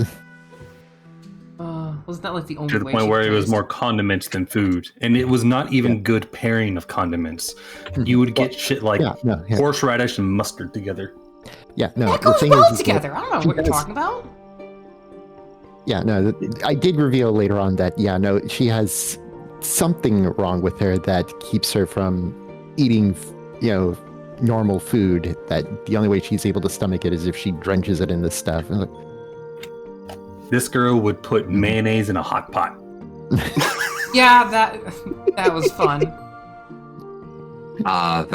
Memories. Anyway, we're getting sidetracked. Let's move on to the next day. It's not a D&D or tabletop game without that. I mean, that could work. Oh, yeah. For the Hot Pocket. Dang, I finally find the thing that's too Hot, late. not hot pocket. It's too late. I was gonna do a flavor thing as well. Oh, please do it. You can do it, I lost yeah. track of what you were saying. I was just going to be like, you wanted to use your fire, or did you want to use my potbelly? Your what now? A potbelly stove? Oh, Just gestures to it with I both think I hands. can do. Let's see. I think we could probably make do with that. Yeah. Alright, just give me a second. Let me find a pen. Just... I believe you mentioned that I could flavor small things that are just narrative Yeah. with magic stuff, yes? Like, you have prestidigitation so long as you don't do, like, damage or heal, basically, or, like, do anything crazy with it. I will allow that. Then yes, that's basically what we're doing.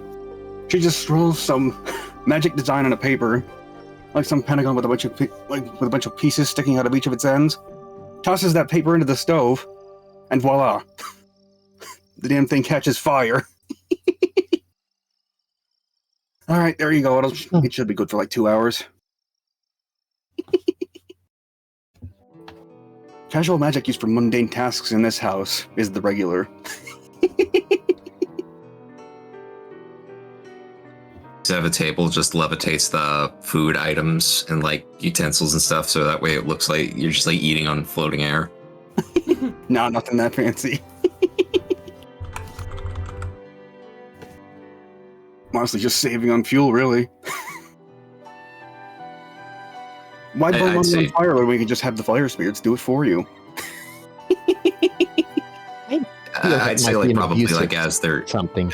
eating dinner, like Forrest is not sure whether to join in with them or just like sit and just kind of like, you know, just be the statue. What, you're not hungry or something? Who are you talking That to? wasn't a virtual lesson. I am more confused on if I am welcome to. I am messy.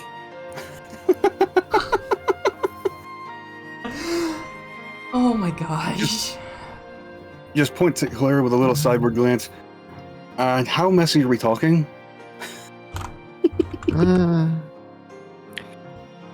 That's a good question. I mean, we normally eat out in the wild, so definitely not table manners.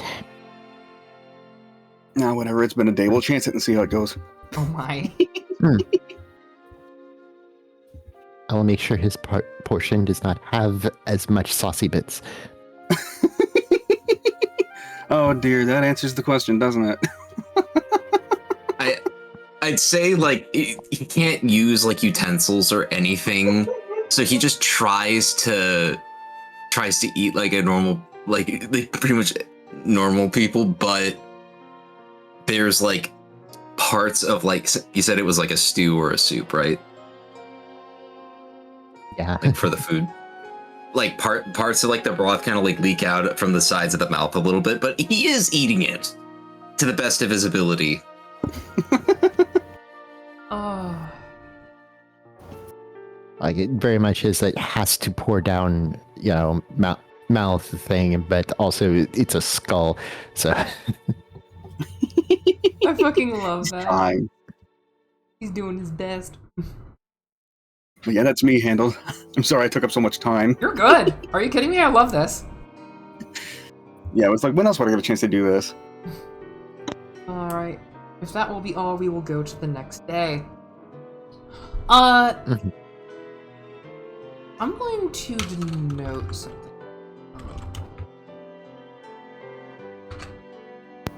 That said, it is safe to hit the rest button now, yes? Yes, everyone hit rest. I'm gonna do that first. Okay. Okay. And Alright.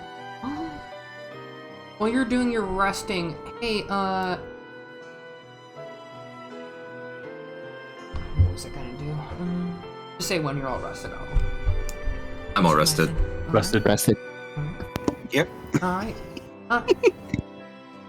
You all have a relatively quiet night. Kind of suspicious, though.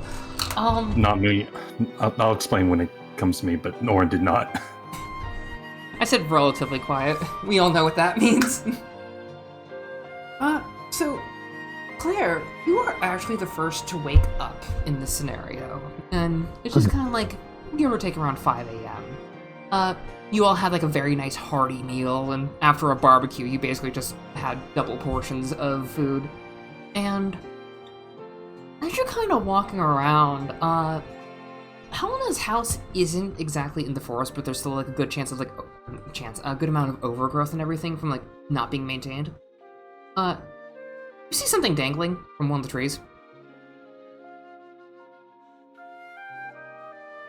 Claire, furrows her brow, kind of leans in, like slowly gets closer. A hand idly moving up towards her blade, the handle of her blade. She really doesn't like to be separated from that thing. The tree's leaves are kind of getting a little orange and everything. Kind of getting red, and you notice that's a bit more red in one area as you have a little drop kind of like splat on your nose. There's just a dead body in a tree. Very fresh, by the way. Wasn't anyone at the barbecue. It's just a fresh corpse. Oh my god. A person? Yep, it's a person. Was a person, but still. She lets go of her weapon and lets out a sigh and trudges back towards the house to get Forrest. Good morning, Claire. Hey, Forrest. I need your help with something. Of course. What do you require assistance for? Oh boy, how do I put this? I need you to help me get a dead body out of a tree. Very well. Forrest not even Don't asking eat it. questions is already out extending his legs to gently lift up the body. And she puts up a finger to point at you and go, and don't eat it. Forrest is just You a need to turn bro. it in. He'll help you move a body any day. Oh gosh. Forrest kind of the head, as he's kind of lowering down, the head kind of like an owl just rotates around looking at Claire. And then just as he's lowering down with his legs, he just goes, Wait, remember that I always ask them first. I will not eat this one. and then Actually, as he gets down to his usual height, his body rotates, spins around like a doll, and just kind of spins it back, and then lays the body down. No, Just actually, set it before, down. actually, don't take the body out of the tree. Preserve the scene right now. I should get someone to look at this. Sorry, reverting all of the force, lifting up and all that stuff. He's just definitely looking at the body, just going, Odd. I hadn't That even wasn't there Yeah. yesterday. Yeah. Can I say something real quick? Sure. If you ever, as a DM, need to make something really fucking interesting for your players, throw one of 4 things at them. A locked door, a free vehicle, some really cute animal, or a dead body. Works every time to make anything fun. But anyway, continue what you're doing. So yeah, I'm just gonna tell him to stay there, make sure nothing gets, disturbed. I'm gonna hop on my motorcycle and I'm gonna see if I can't get some, authority out here. See if it can be identified, if there's an actual investigation thing that they do here. I'm so used to just being on my own. Gosh, I forgot about how crime scenes work. So, question is, I where do really you need to rewatch their TV series. Okay. where do you go? I'm just going to activate Let's see. haphazard map. I figure best place to start for information would be the Merc Corps. All right. Do you handle investigations and or dead bodies? So it is about 5 a.m. and you do have a couple like rounds of people coming in and out, and there is a short wait to go to the front desk. It's not Jennifer this time; it's someone else completely, just other office lady, pretty much. You overhear a couple of people just like going, out of the blue. It's like no reason, and then when you get up to the front, the lady just kind of looks up. All right, welcome to the Merc Corps. How may I help you today? Hi, I found a dead body. What is the protocol? She just takes her fingers and pinches her brow. You too. Okay, that's 8 in a tree. Claire. Yes. Forrest is currently is making sure the scene is undisturbed. I bet the forest is. Anyway. No. My friend, Forrest. I apologize. I did not know their name. Yeah, no, it'll take a bit. And if he calls you Meat, just make sure he knows your name and he'll stop calling you that. All right. Subject has potential mental illness. Anyway, did you notice anything weird about the body? Any wounds or whatever? Did you move it? No, it has not been moved. Is this incriminating it is anyone? Bleeding. It is bleeding. Okay, like other 6. One relatively. Okay. Are you incriminating anyone else, or are you potentially going to cause issues in the investigation? I am new to town. I really don't want to cause any issues, and I don't really know anyone. All I know at the time is that Helena had been targeted, like, earlier today, but if this is one of several, then I probably could leave that out for the time being. She just, like, looks through her files. Okay, relatively new person. So... We'll send someone by in a moment. That's more of the government's area. We're just going to check if it's anyone that used to work here, so that if they do have family or friends, we can just have their inheritance go to their next of kin. Thank you for the acknowledgement. We'll have someone be there later. Okay, alright. To be honest, I showed up here because, again, I'm new, and the only authority I have any understanding of right now is the Merc Corps. If this normally would go to the government, I'll go ahead and notify them too, or do you want to do that yourselves? We will do it ourselves because you've come to us. Thank you very much, by the way. We are closer because the government is kind of on the edge of the prairie waste, basically on the west side of town.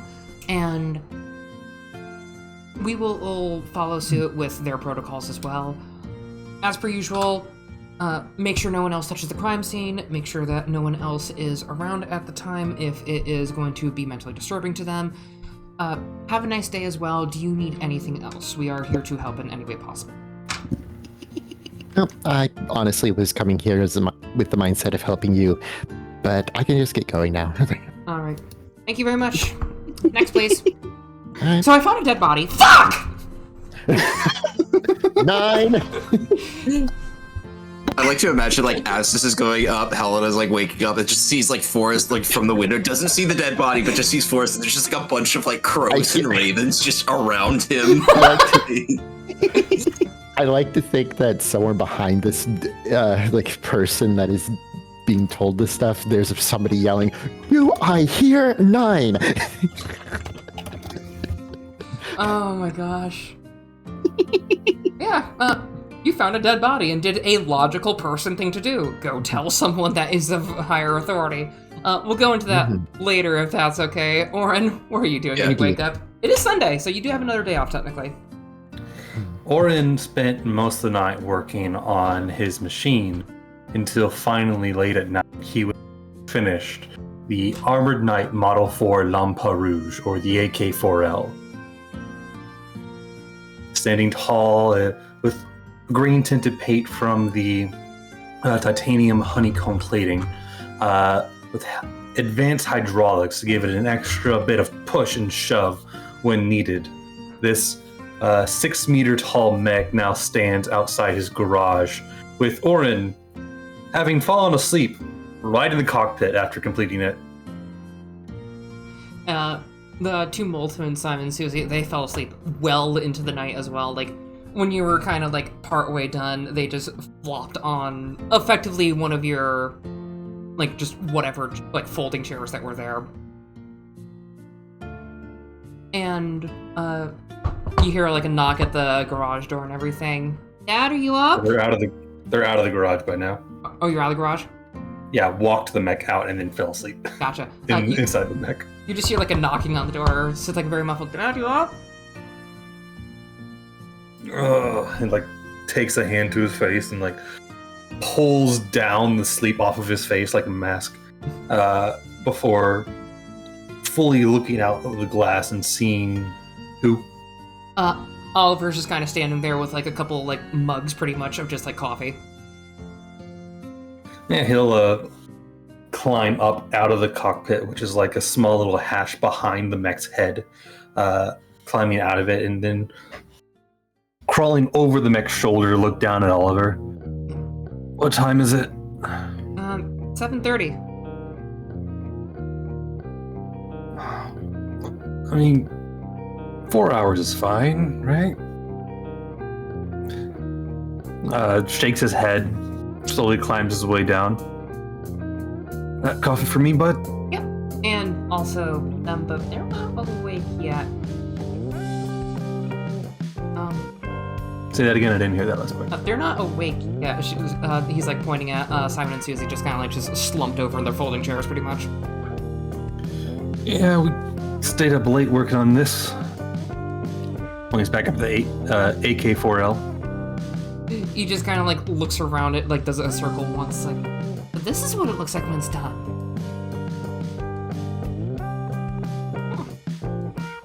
You know. Yep. He's just kind of like just goes into a little bit. It's like this one looks a lot like a lot of other things in the books I've seen. Military issue when armored vehicles weren't really doing it anymore when those monsters started showing up.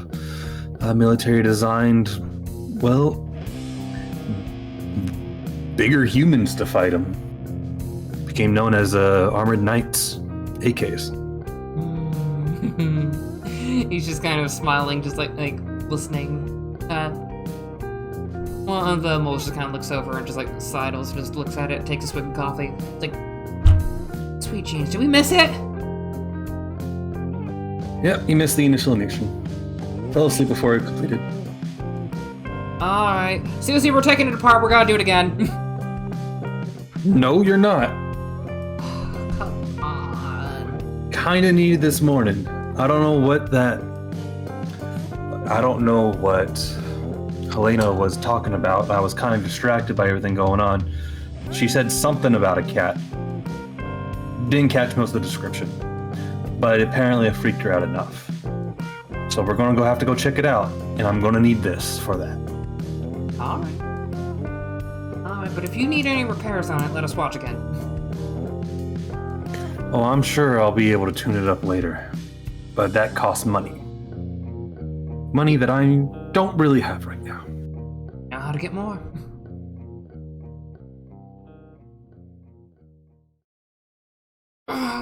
Simon just kind of stretches his back. Okay, I'm gonna go take Lazy Bones home. Oh, it was nice at least getting a little bit of the notes. He just kind of like taps a little like note sheet and everything. All right. Well, thank you, Oren. Always a blast watching you. Oh. You say that. Y'all be working on the explosives later. But we gotta go to work. What time you say it was? 7:30. Okay, that's not... Aren't you late? No, it's Sunday. Work at 9. Alright. Takes a sip of his coffee.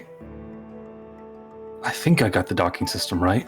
I'll be able to hook this back up to the Edelweiss.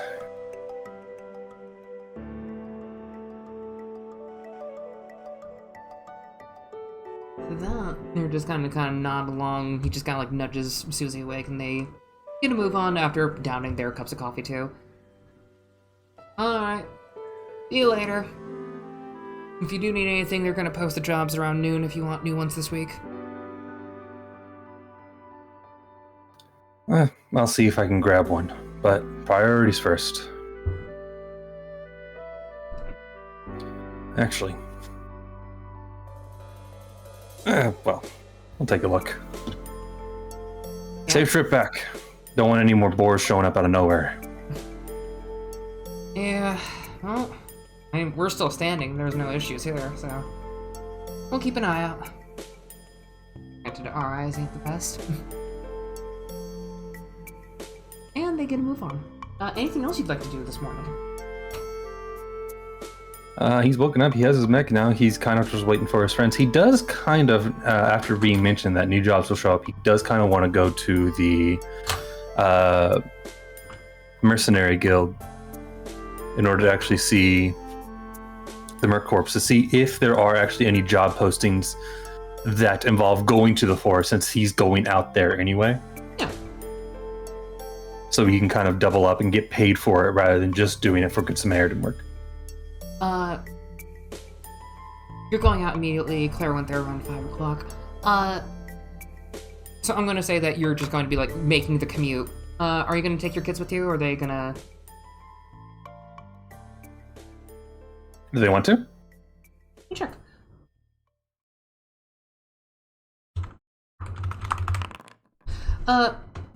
Olivia's kind of like, just like, all right, we can go if we want to. And then Oliver's like, I want to change out a book real quick. It's like, okay. And she's actually taking a cup of coffee. Like, Oliver is used to, like tea or, like, water or juice or something. No, she's actually taking coffee. I'm just going to, like, pat her on the head, and then to try and stop her from growing up so fast is just going to put her up on his shoulder while they walk. Even if she seems embarrassed by it, he just wants her to feel, like, a bit, if not a little embarrassed, and also just have a bit of fun as a kid still. She's just, like, kind of pouting because she knows she's not strong enough to break free, and if she were to, she would fall anyway on her face, pretty much. So she just kind of, like, just struggles a little bit, just more of like, hey, what are you doing? Okay. Just has her sit up on his shoulder and walk. Kind of like a piggyback ride, but on the shoulders rather than the back. Yeah, you go to the Merc Corps. There's a lot of people coming out, and actually a couple of the government vehicles coming by. And out from one of them, you actually see another short person. She is originally shorter. She was mutated after the end, and actually after you moved here. This is Sandy. She is a sort of, like, mangled up mutation for kind of like a corgi a little bit. She does have the tail. She does have one ear that is, like, slightly pointed, one normal human ear, and part of her face is just, like, half trimmed because razors are a little bit hard to find for what she would use. But she is a little bit, like, just flustered with a pile of paperwork because usually she's an office job person. She's a clerical worker. But she is coming by and she's in a little bit of a huff. Sandy, what's wrong? Oh, Mr. Rosway, right. You wouldn't happen to have found any bodies, have you? Bodies? No, I haven't. We've got What exactly is going on here?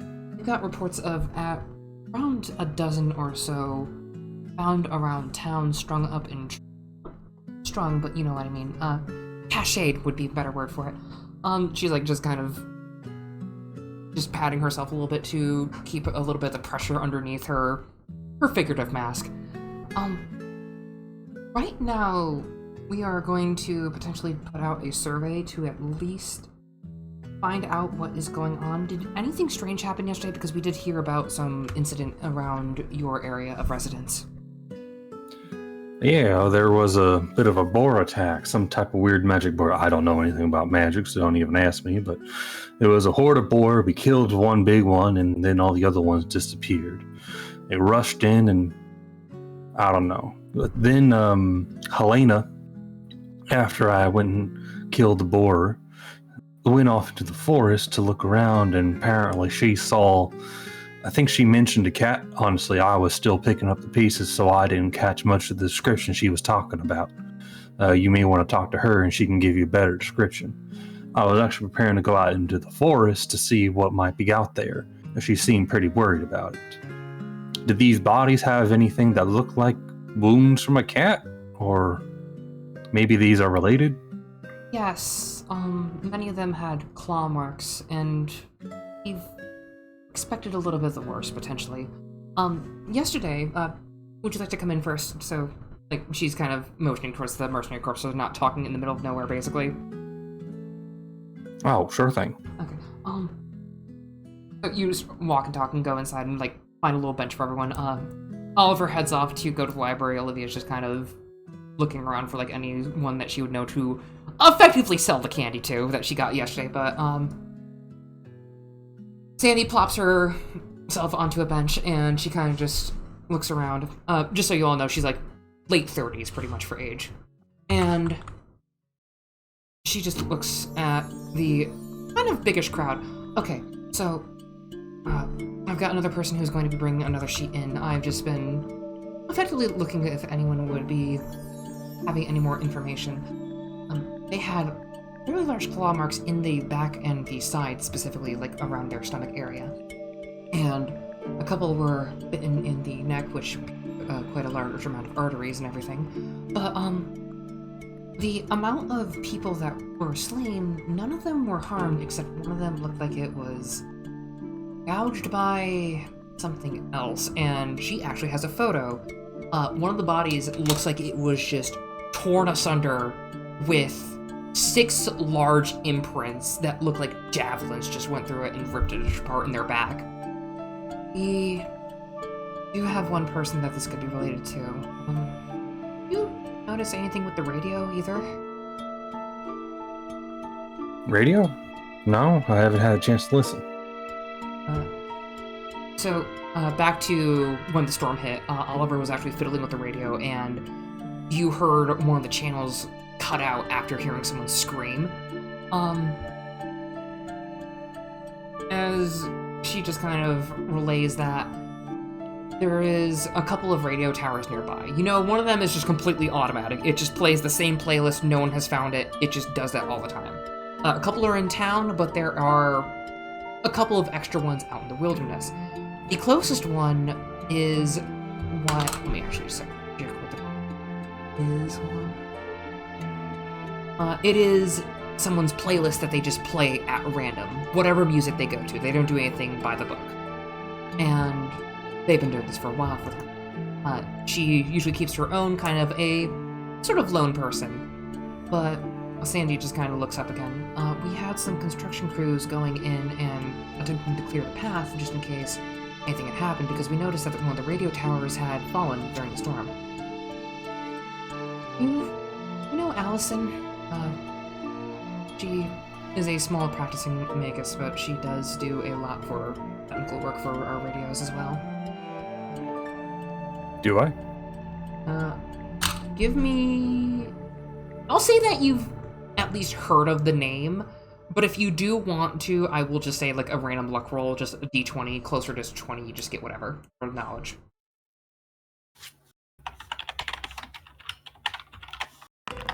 Okay. Yeah, you definitely know her. You haven't had, like, deep conversations, but you've at least seen her around town, like, getting a couple things for, like, supplies or whatever. And she is a mountain lion mutant. I've seen her around. Haven't really talked to her before.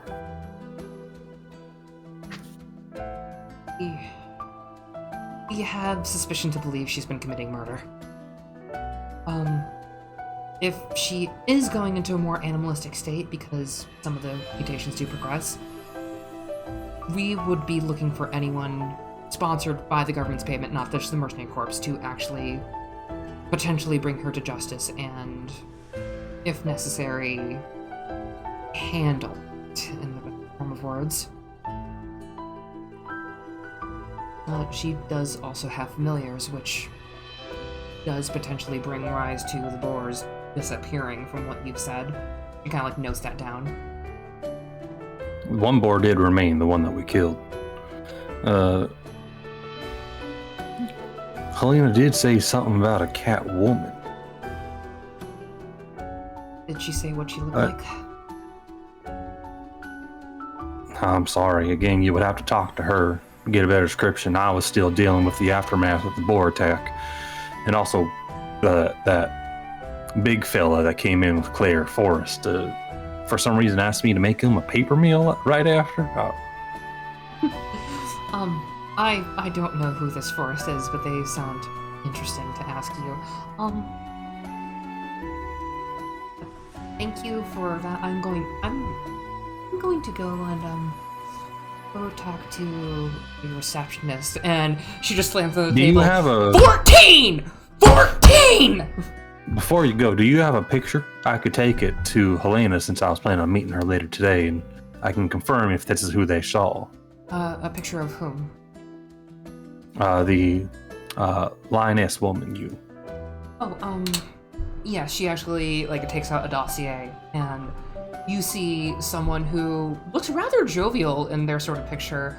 They are an official government worker. They're pretty much sponsored to set the radio up, maintain it, maintain any others in the area that would need assistance, and also just play on the radio pretty much.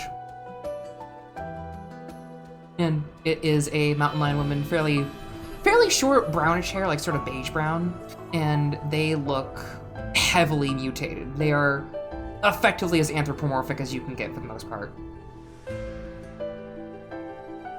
Alright, I'll go check in with Helena, and then I'll be able to confirm it for you. Thank you very much. Alright, thank you. I'm going to go and handle that. And she's pointing to the secretary who's up front just stressing out over the number 14 for some reason. Alright. Anyway. For them. I feel bad for that. That secretary just can't get any worse. Hey, I found a box. Yeah, it's basically people are going to one of the two areas for pretty much reporting stuff, but she's in the area that you would report for pest removal, any kind of things that would be for a service rather than a government area, pretty much. So think of going to a a butcher and saying, "Hey, I found this random bit of wood. Do you know what to do with it?" I also like to imagine that there's this one person who's like, hey, there is, and it's just please don't be a body, please don't be a body. And it's yeah, there's been a rat infestation in my house, and then she's like, oh my god, something normal. Something we can actually handle. Anyway. How far away is the radio station that was mentioned? You know that it is about, give or take, a day's walk. If you were to travel a long way, that is 100% clear. That is highly maintained, sort of side roads. But they have been clearing another road, and pretty much you would have to go about 30 minutes by your vehicle, and then another mountain hike, pretty much. Lauren's kind of thinking for a moment. Jeep can't really make that trek, but I do have something that can. Looks at his kids. Y'all done here? Oliver is coming back with a small stack of books after returning a bit, and he's like, yeah, I got something on reptiles, I got some really cool botany books, I got a comic book, and he's actually kind of jittery at that one. It's a new series he hasn't started, some kind of sort of He-Man-esque one, but it is more modestly dressed. You guys want to go ahead? Olivia comes back and she's just jingling a small bit of change. I'm good. You both want to join Dad and go out to the Edelweiss later? To ride in it? And Olivia's just ride in what? You don't remember that big machine I initially brought you to this town with, do you? Kind of? They were effectively 3-ish, around the start of the end, and they... I don't know, 3-ish. Yeah, they were 3-ish. It would have been 5 or so. Yeah, when 5 or they 6. rode here. Kind of? Isn't that thing in the shed? Or garage? I have it hidden in a nearby ravine, covered in a tarp. But it requires many hands to run, so if we want to go ahead and help these people, I don't know if you overheard or not, people in town are in danger. And Edelweiss needs a lot of hands to run. Would you like two of you to be a bit of a heroes? Come with us? Are you asking your kids to effectively come on a mercenary mission with you, potentially? They want to grow up, and also the tank is probably the safest place around right now. It's got guns. They know how to shoot, probably. It is a giant armor-plated vehicle, and people in town are being murdered. So... You're bringing them for safety, but you're potentially bringing them into an area where they could get hurt. It's like a weird mixture of like, you're doing the right thing, but out of character, this is just like concerning. Oh yeah, no, absolutely. But it's also kind of that mindset of they need to learn how to defend themselves. That's probably the safest thing they can do. They're grown up, they need to learn how to do this. Might as well do it safely, rather than staying home where it's potentially more dangerous for them just to sit around where there is constant murders. Okay. I will say, because you are a responsible dad, you have put most of the armor plating in the compartments that they would need to be in for that. Basically, just like, Orin can take it, let's make sure the passengers aren't going to be hurt, or the other ones. Oliver's all for it, Olivia's just like, do I get the big one? Yeah, you'll get one of the big chambers, don't worry.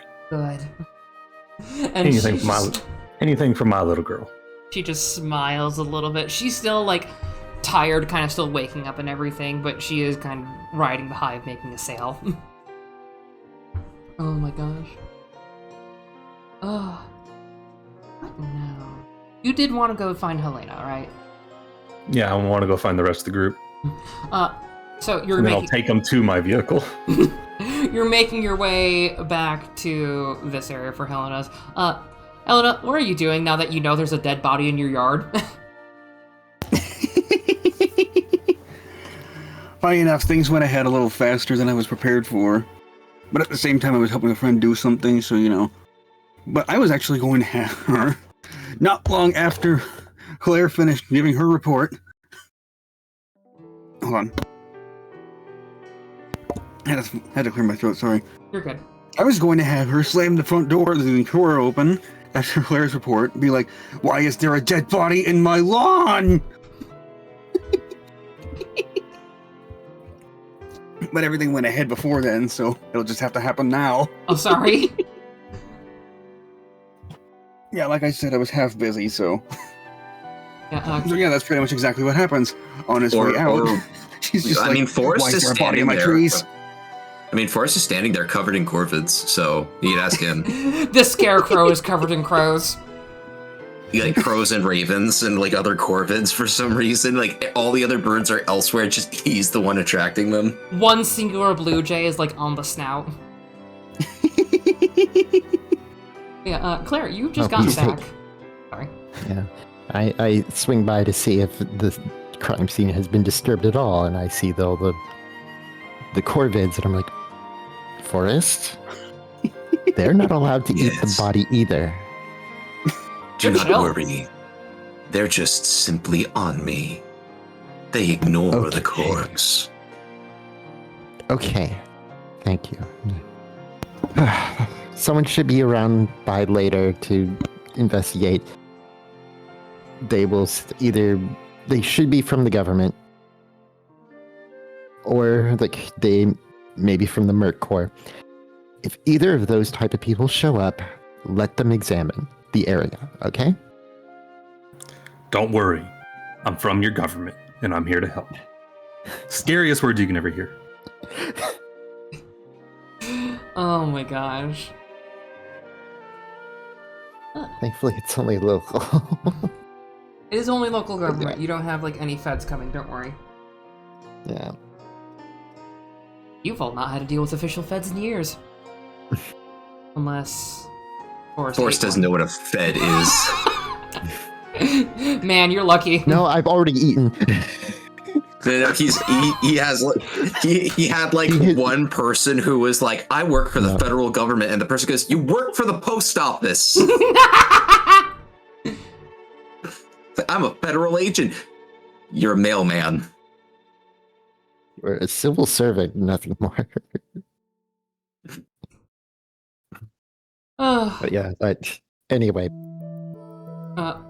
Forrest already has been fed, so he doesn't have to worry about anything. He doesn't need to eat. He just eats just for some reason. Like a freaking cat.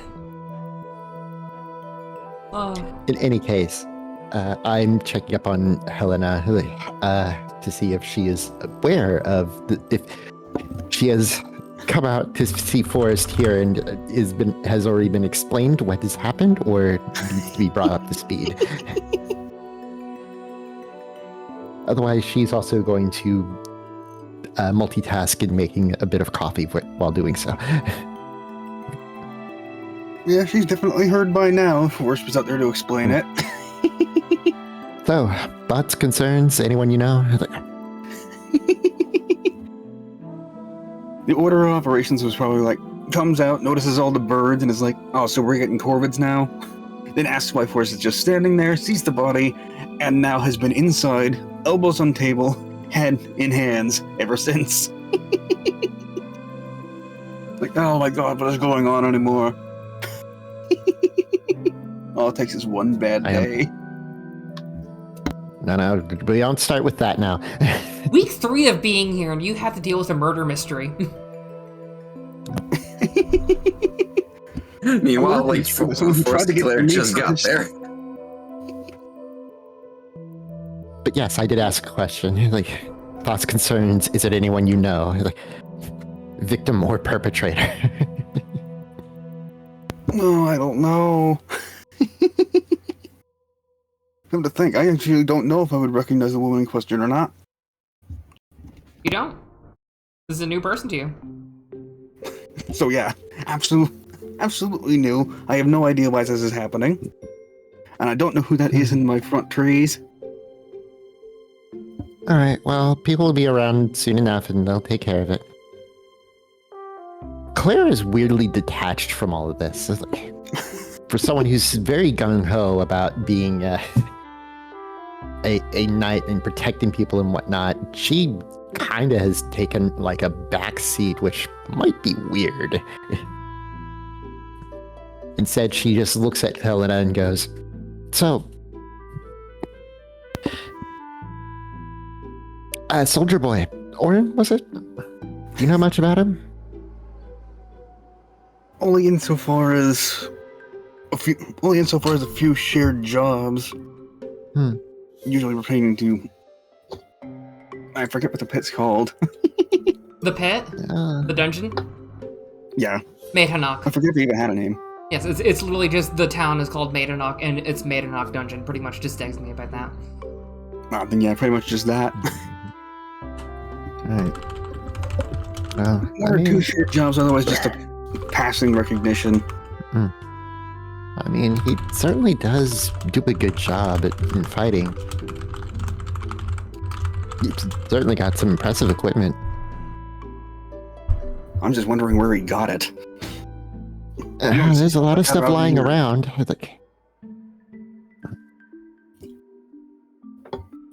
I'm just saying, you don't see machines that big in places like this. You were talking to a woman with a advanced Magitech sword that casts magic for her. I'm pretty sure there's a lot of stuff lying around more than you understand. And now she's just looking at you like, a what? She didn't know. She sighs and pulls out her weapon and lay it out on the table that has been thoroughly cleaned since the last night. Meanwhile, Forrest is still out in the lawn. I think I should study this thing. Are you good with classic magic or magic tech? That's the question. Mostly just classic. Yeah, you're gonna need some high rolls to even take a gander at this thing. Like, there are some things you probably could recognize, but it is very much technology trying to channel magic here. And it's only barely touching some of the stuff you probably would know. Yeah, everything Helena is used to is, at most, stuff trying to do the reverse. Magic emulating technology and all that. someone found a cathode ray tube TV once, brought it home, and everyone was like, "Whoa, okay, we need to look into this."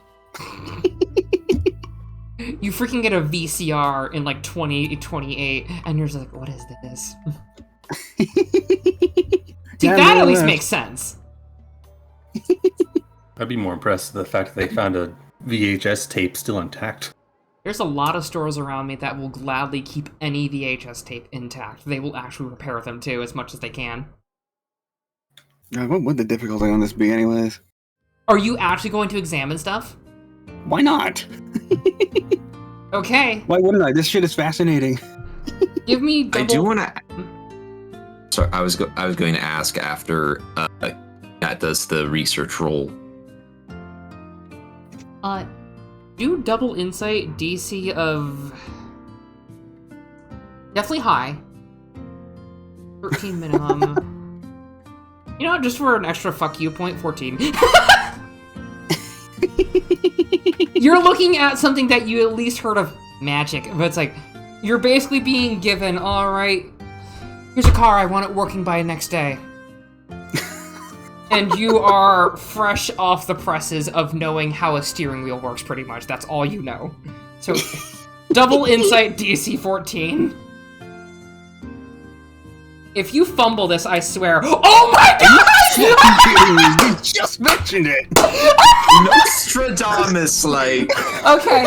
You jinxed me, goddammit! Hey, Claire.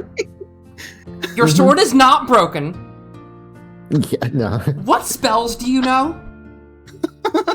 Elemental weapon. Oh no. What elements does that get? I know it gets everything, but I think poison, light, and dark. Yeah, like it gives wind, bolt, earth, fire, ice. Roll me a d6 real quick. Alright. Like, Also, Kat, don't forget that you get a fabulous point 3. too. You Yeah. fumbled. Cat gets a fabulous point as well. Hold on. I need to see God. what elemental weapons order is of it. Hold on. I think that like crit I did. I don't know if that like constitutes a fabulous point. If not, totally cool.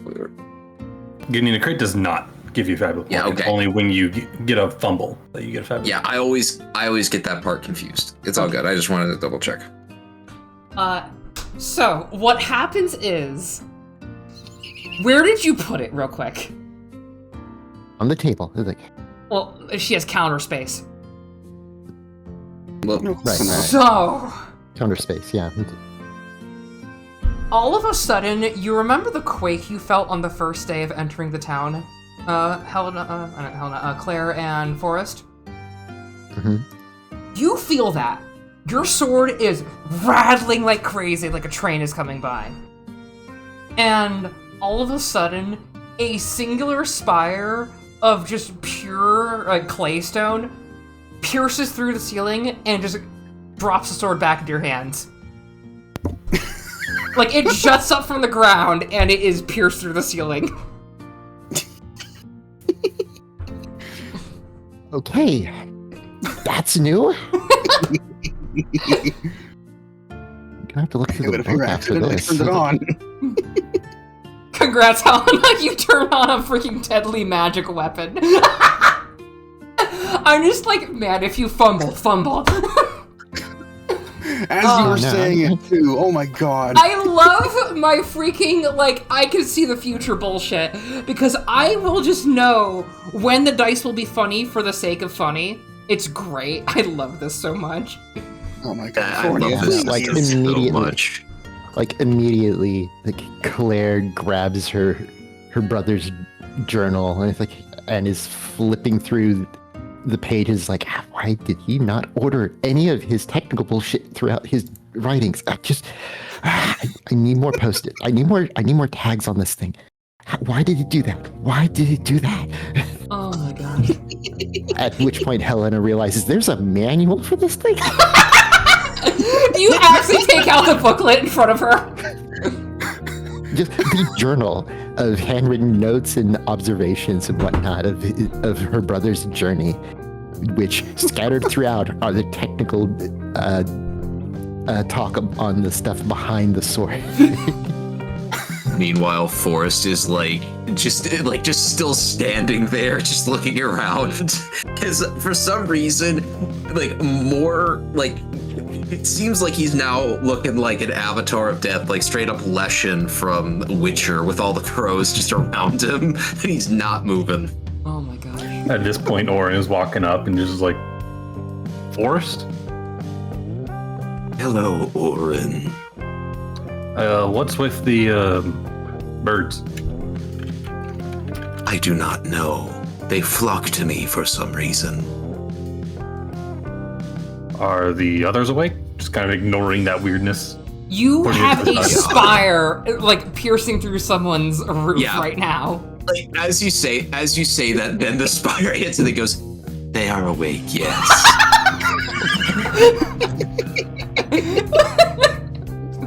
Yeah, small little like localized earthquake, spire of earth, like a foot long, not a foot long, like a foot wide. It's just piercing through Helena's roof right now. That's my next level up right there. Replicating that. I really hope I don't regret this. By the way, Orin, you can see like the blood dripping from the body in the tree because he is standing right next to it for Forest. Why has no one taken that down? Claire said to leave it up so that way the local authorities can take over the investigation. All right, and he's kind of like taking his kids a little bit further away. Oliver's Well, just yeah. looking at this big stone from the ceiling. He's like, what? Can you get the others and meet them at my place? I was going to head out into the forest later to look for that. Well, I got news for everyone. All right, I went into town and I heard a few things. Sounds like we're not the only people having problems, and Helena may have saw our suspect yesterday. Very well. and like Forrest will walk towards the window. All the birds just like fly away, and now are actually now resting on the tree. Like they preferred Forrest over the tree, and he like kind of like peers in through like the window and just goes, Excuse me. Orin has stopped by to say that we should accompany him to his house. He was going to investigate something, and Helena may have seen a key witness to these killings. Oh, All right, I'll solve this later. And just sets her book down, grabs her blade, puts it on, and then turns to Helena and is like, "You're a genius." And then takes the book and walks away. Can I spend a fabula point for further bonding with Helena? go for it. You don't have to spend a fabula point. Yeah. For it. That's only I've said that so many times. I'm sorry. I'm You're used okay. to that. But yeah, I'm gonna toss it. Do I want to toss affection in immediately, or should I just go with loyalty? Oh my god. admiration. You form bonds. Admiration is already there. You form bonds at the end of rest or when you get an opportunity. Gotcha. Understood. Then I will avoid that. Okay. Keep it in mind for later. Just that is amazing. Holds hands for a brief moment. Is you're a genius, then leaves. Oh fuck, I just found something that's gonna be great for characters later. Oh, hold on. Okay. We ship it.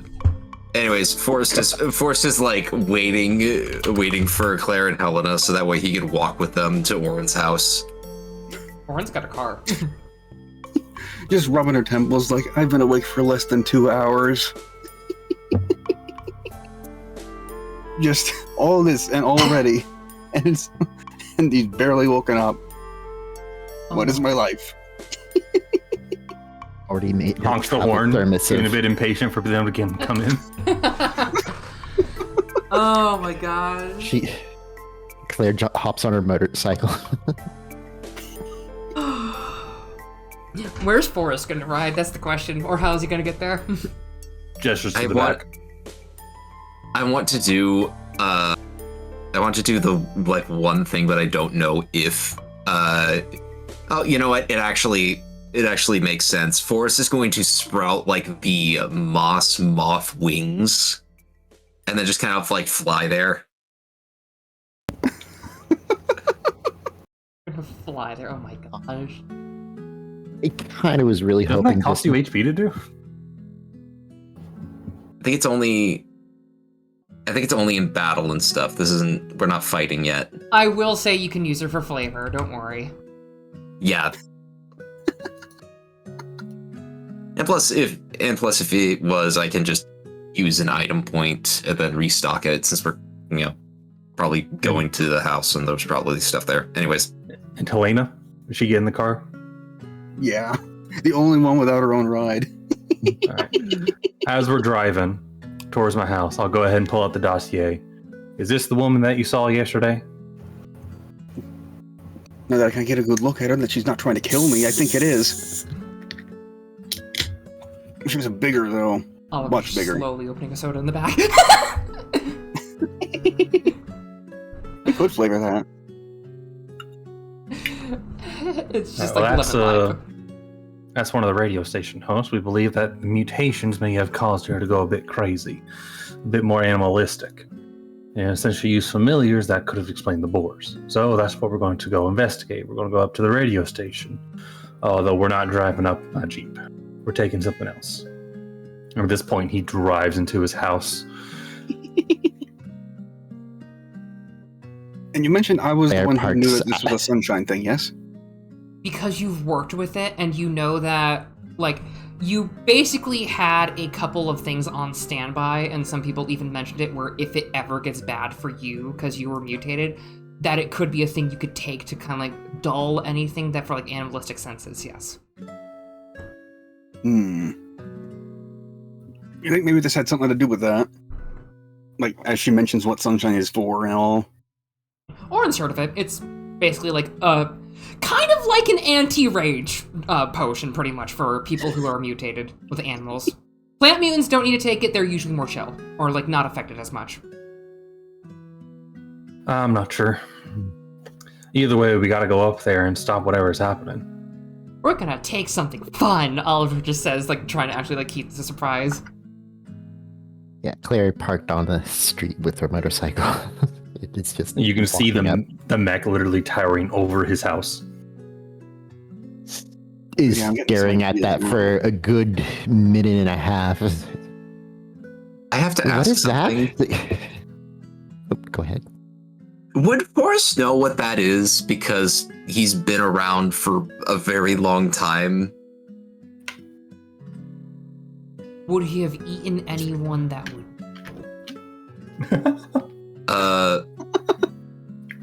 You know what? I'm Any gonna roll. infantry in the army.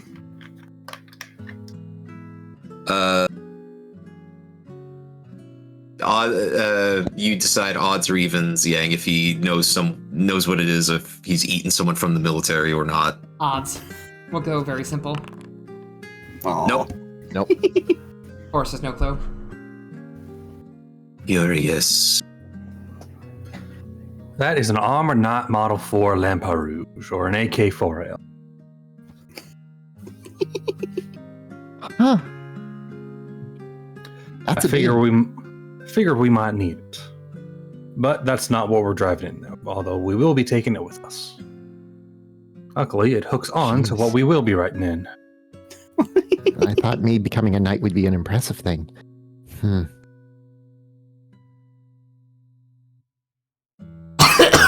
Oh, sorry. Wow, looking. Oh, don't look too down. It's more or less just a big mech soldier. More of a walking tank than anything. You say that as if that's not fascinating for someone to just have. It isn't?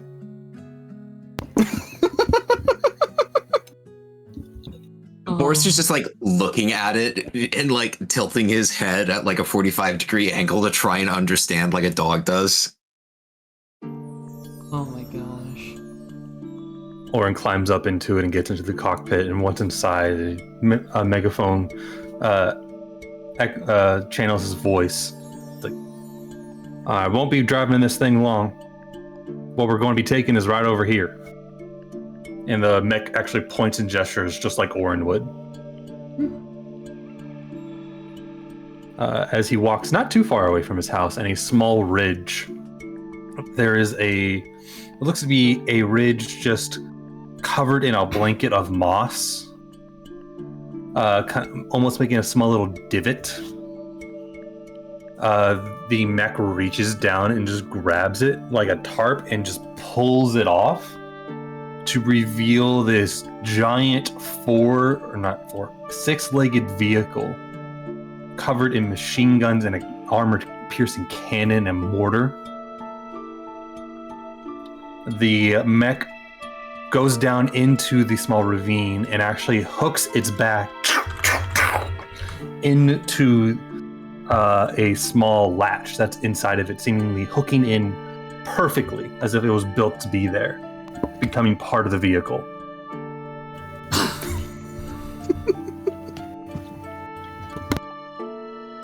Orin comes out of the hatch at the top of this now, I want to say, like, battleship-sized vehicle on land. I don't know, battleships are all goddamn big.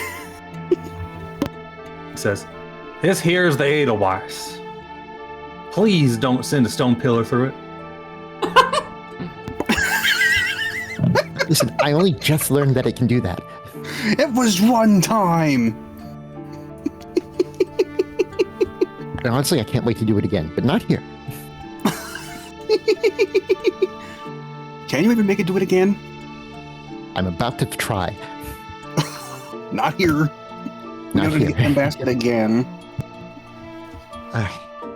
Look, I will prepare a suitable space for testing. Later, getting in. Forrest doesn't know what to do, so he just kind of like climbs on top. Oh my gosh. Is this Vehicle all can right, hold- Orin? This vehicle can hold us and additional, like, 12 people on top of that. My goodness. It's effectively Oh, I know something even better.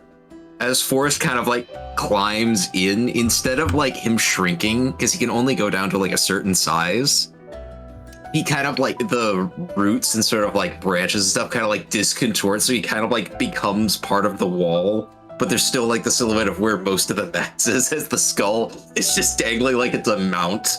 And he was like, Is this acceptable? I would prefer not, considering we still need to see through there, and also if we do run into anything and need to use... Hopefully we won't use any of the guns on this, but if we do, you be in firing range.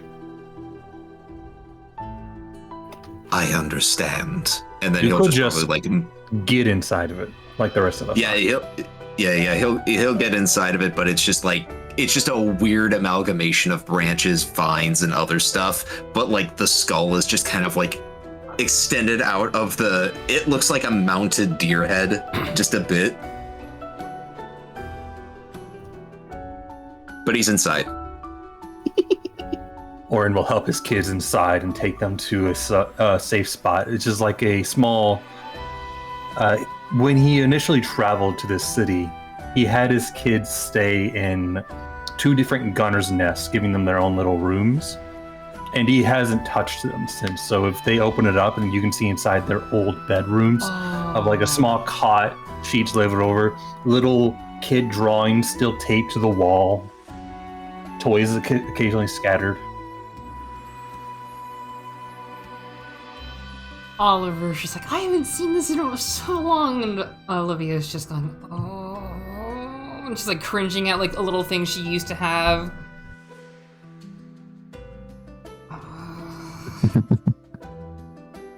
That's where it went. And she's like slowly pocketing a couple of small little things here and there, pretending for a couple of them, but like for most of it, she's just like, oh, I was so stupid then. Orin smiles at her, pretending to be embarrassed. Looks over and notices one of the drawings of him, Oliver and Olivia, and his former wife.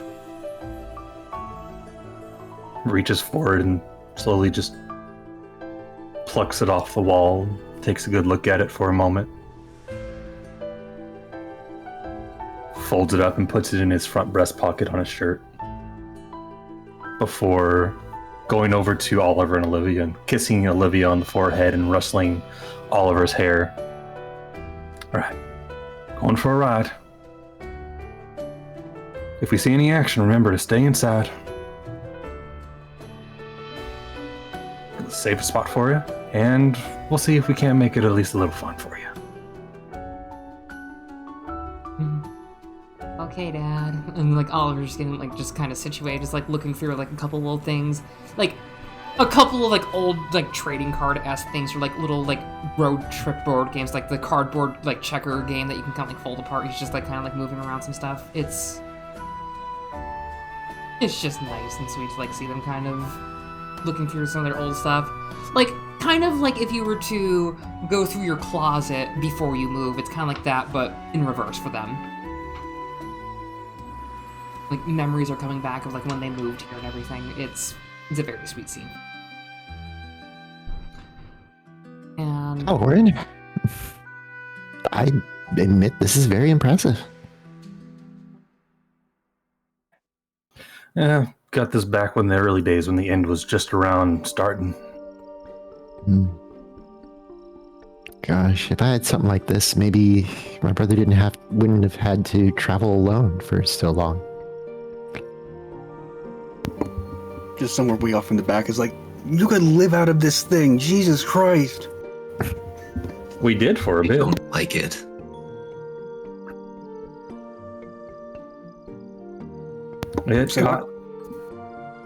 We did for a bit, but got lonely. Wasn't until we came to this town that we decided to settle down and actually have a proper home. Have an actual community. Gave a place where he nods back to their rooms, where they could actually grow up and be proper kids. And now that danger's coming back. It's infesting the town more and more every year. I think it's time I wipe the dust off this thing and see if it can't be put to use once more. It'll make our travel to the mountains pretty easy. This is an all-terrain vehicle. No treads, nothing. It can step over most obstacles. It's armored, and the more people that work at it, the stronger it gets.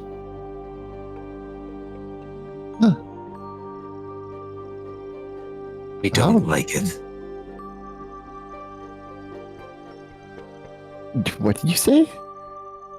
It's cramped. I prefer the open sky. amazing. Everyone else, this is cool, this is amazing. The forest creature from down the highway. I hate it. Well, you can hate it all you want. But if it keeps my family safe, then I'm going to keep it. Oh. Oh, hey, like,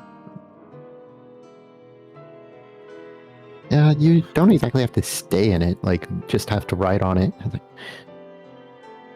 whether it's inside or just on the roof. Interior, I prefer the proximity of friends. That's good. And who knows? Maybe you'll help us, put some camouflage on it when we need to. That I am best at.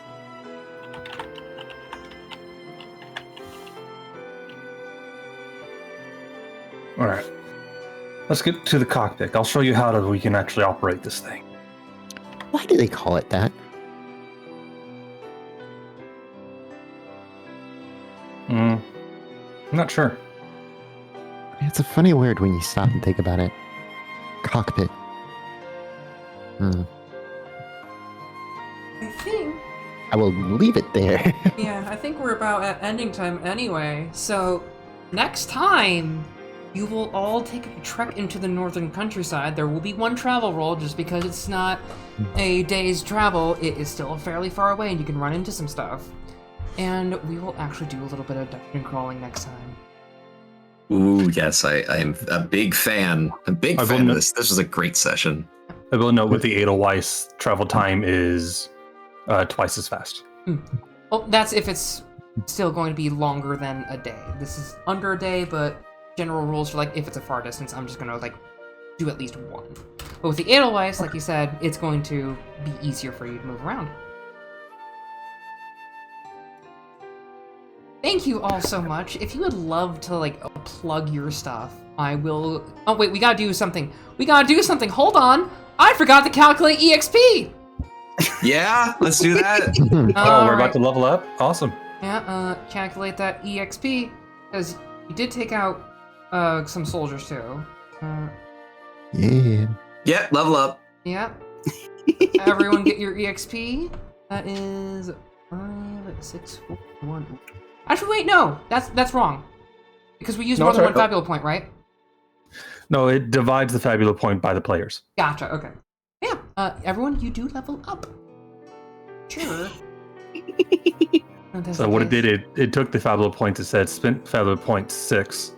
So because there's 4 of us, that means we got 1, and there should be 2 left over if you have saved fabula points selected in the options. All right. But I'm gonna do some leveling up off screen. I'm gonna shout everyone out. If anyone would like to, if you want to go left to right, because I'm easy enough to make people say things. Cap, please do sponsor yourself. There you go. Please follow everyone. They're really cool. They're cool beans. They're good beans. They're amazing. I'm gonna keep the game up until I leave for work around 4:30. So do something that you'd want. Oh, I think I already know. Are you gonna pick up discus? No.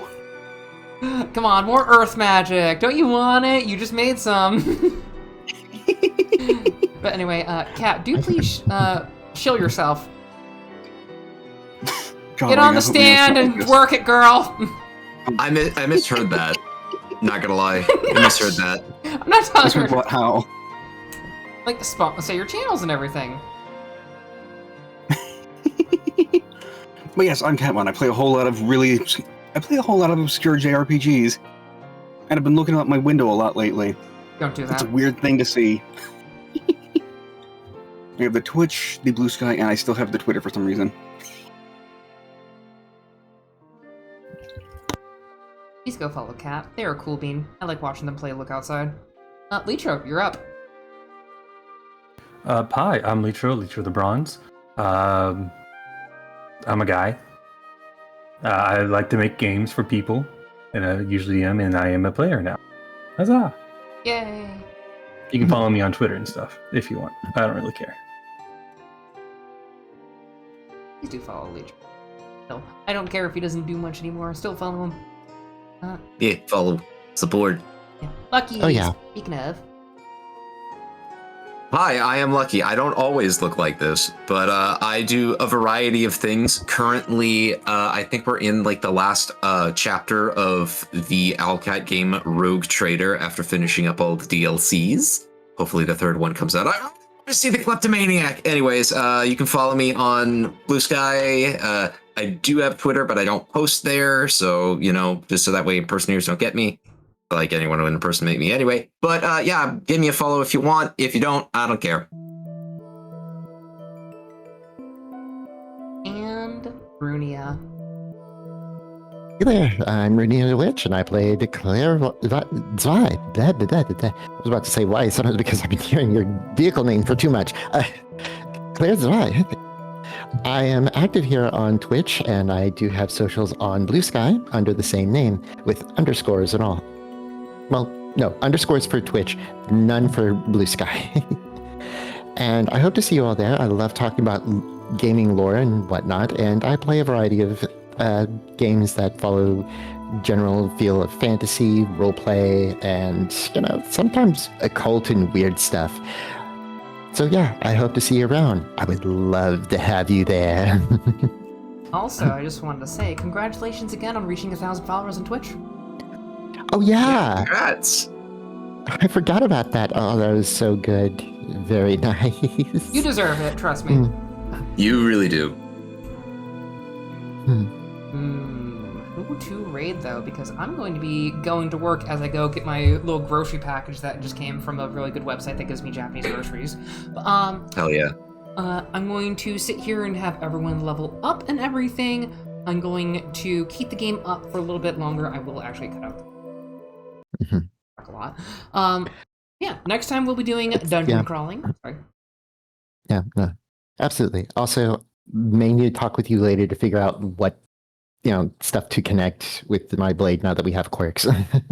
All right. Yeah, no problem. Yeah. We could raid into Azure or Pixie. I'm probably going to pick Pixie. Granted, they're going to chat because Helldivers. You know what? Fuck it. I'm going to do that. I have completed the Edelweiss sheet, by the way. I did that at the start. I've just leveled up, so. And I also posted pictures for their weapons as well in the Discord. Thank you. I will add those eventually. I will see you all next time. Thank you. I really do need to get ready for work, though, so I will be seeing you all. Oh, yeah, no problem. VODs will be going up soon. If you can give Pixie a good old Ash and Floof raid, I will see you all. A streak first. Thank you, Ivy. You're Ivy. good.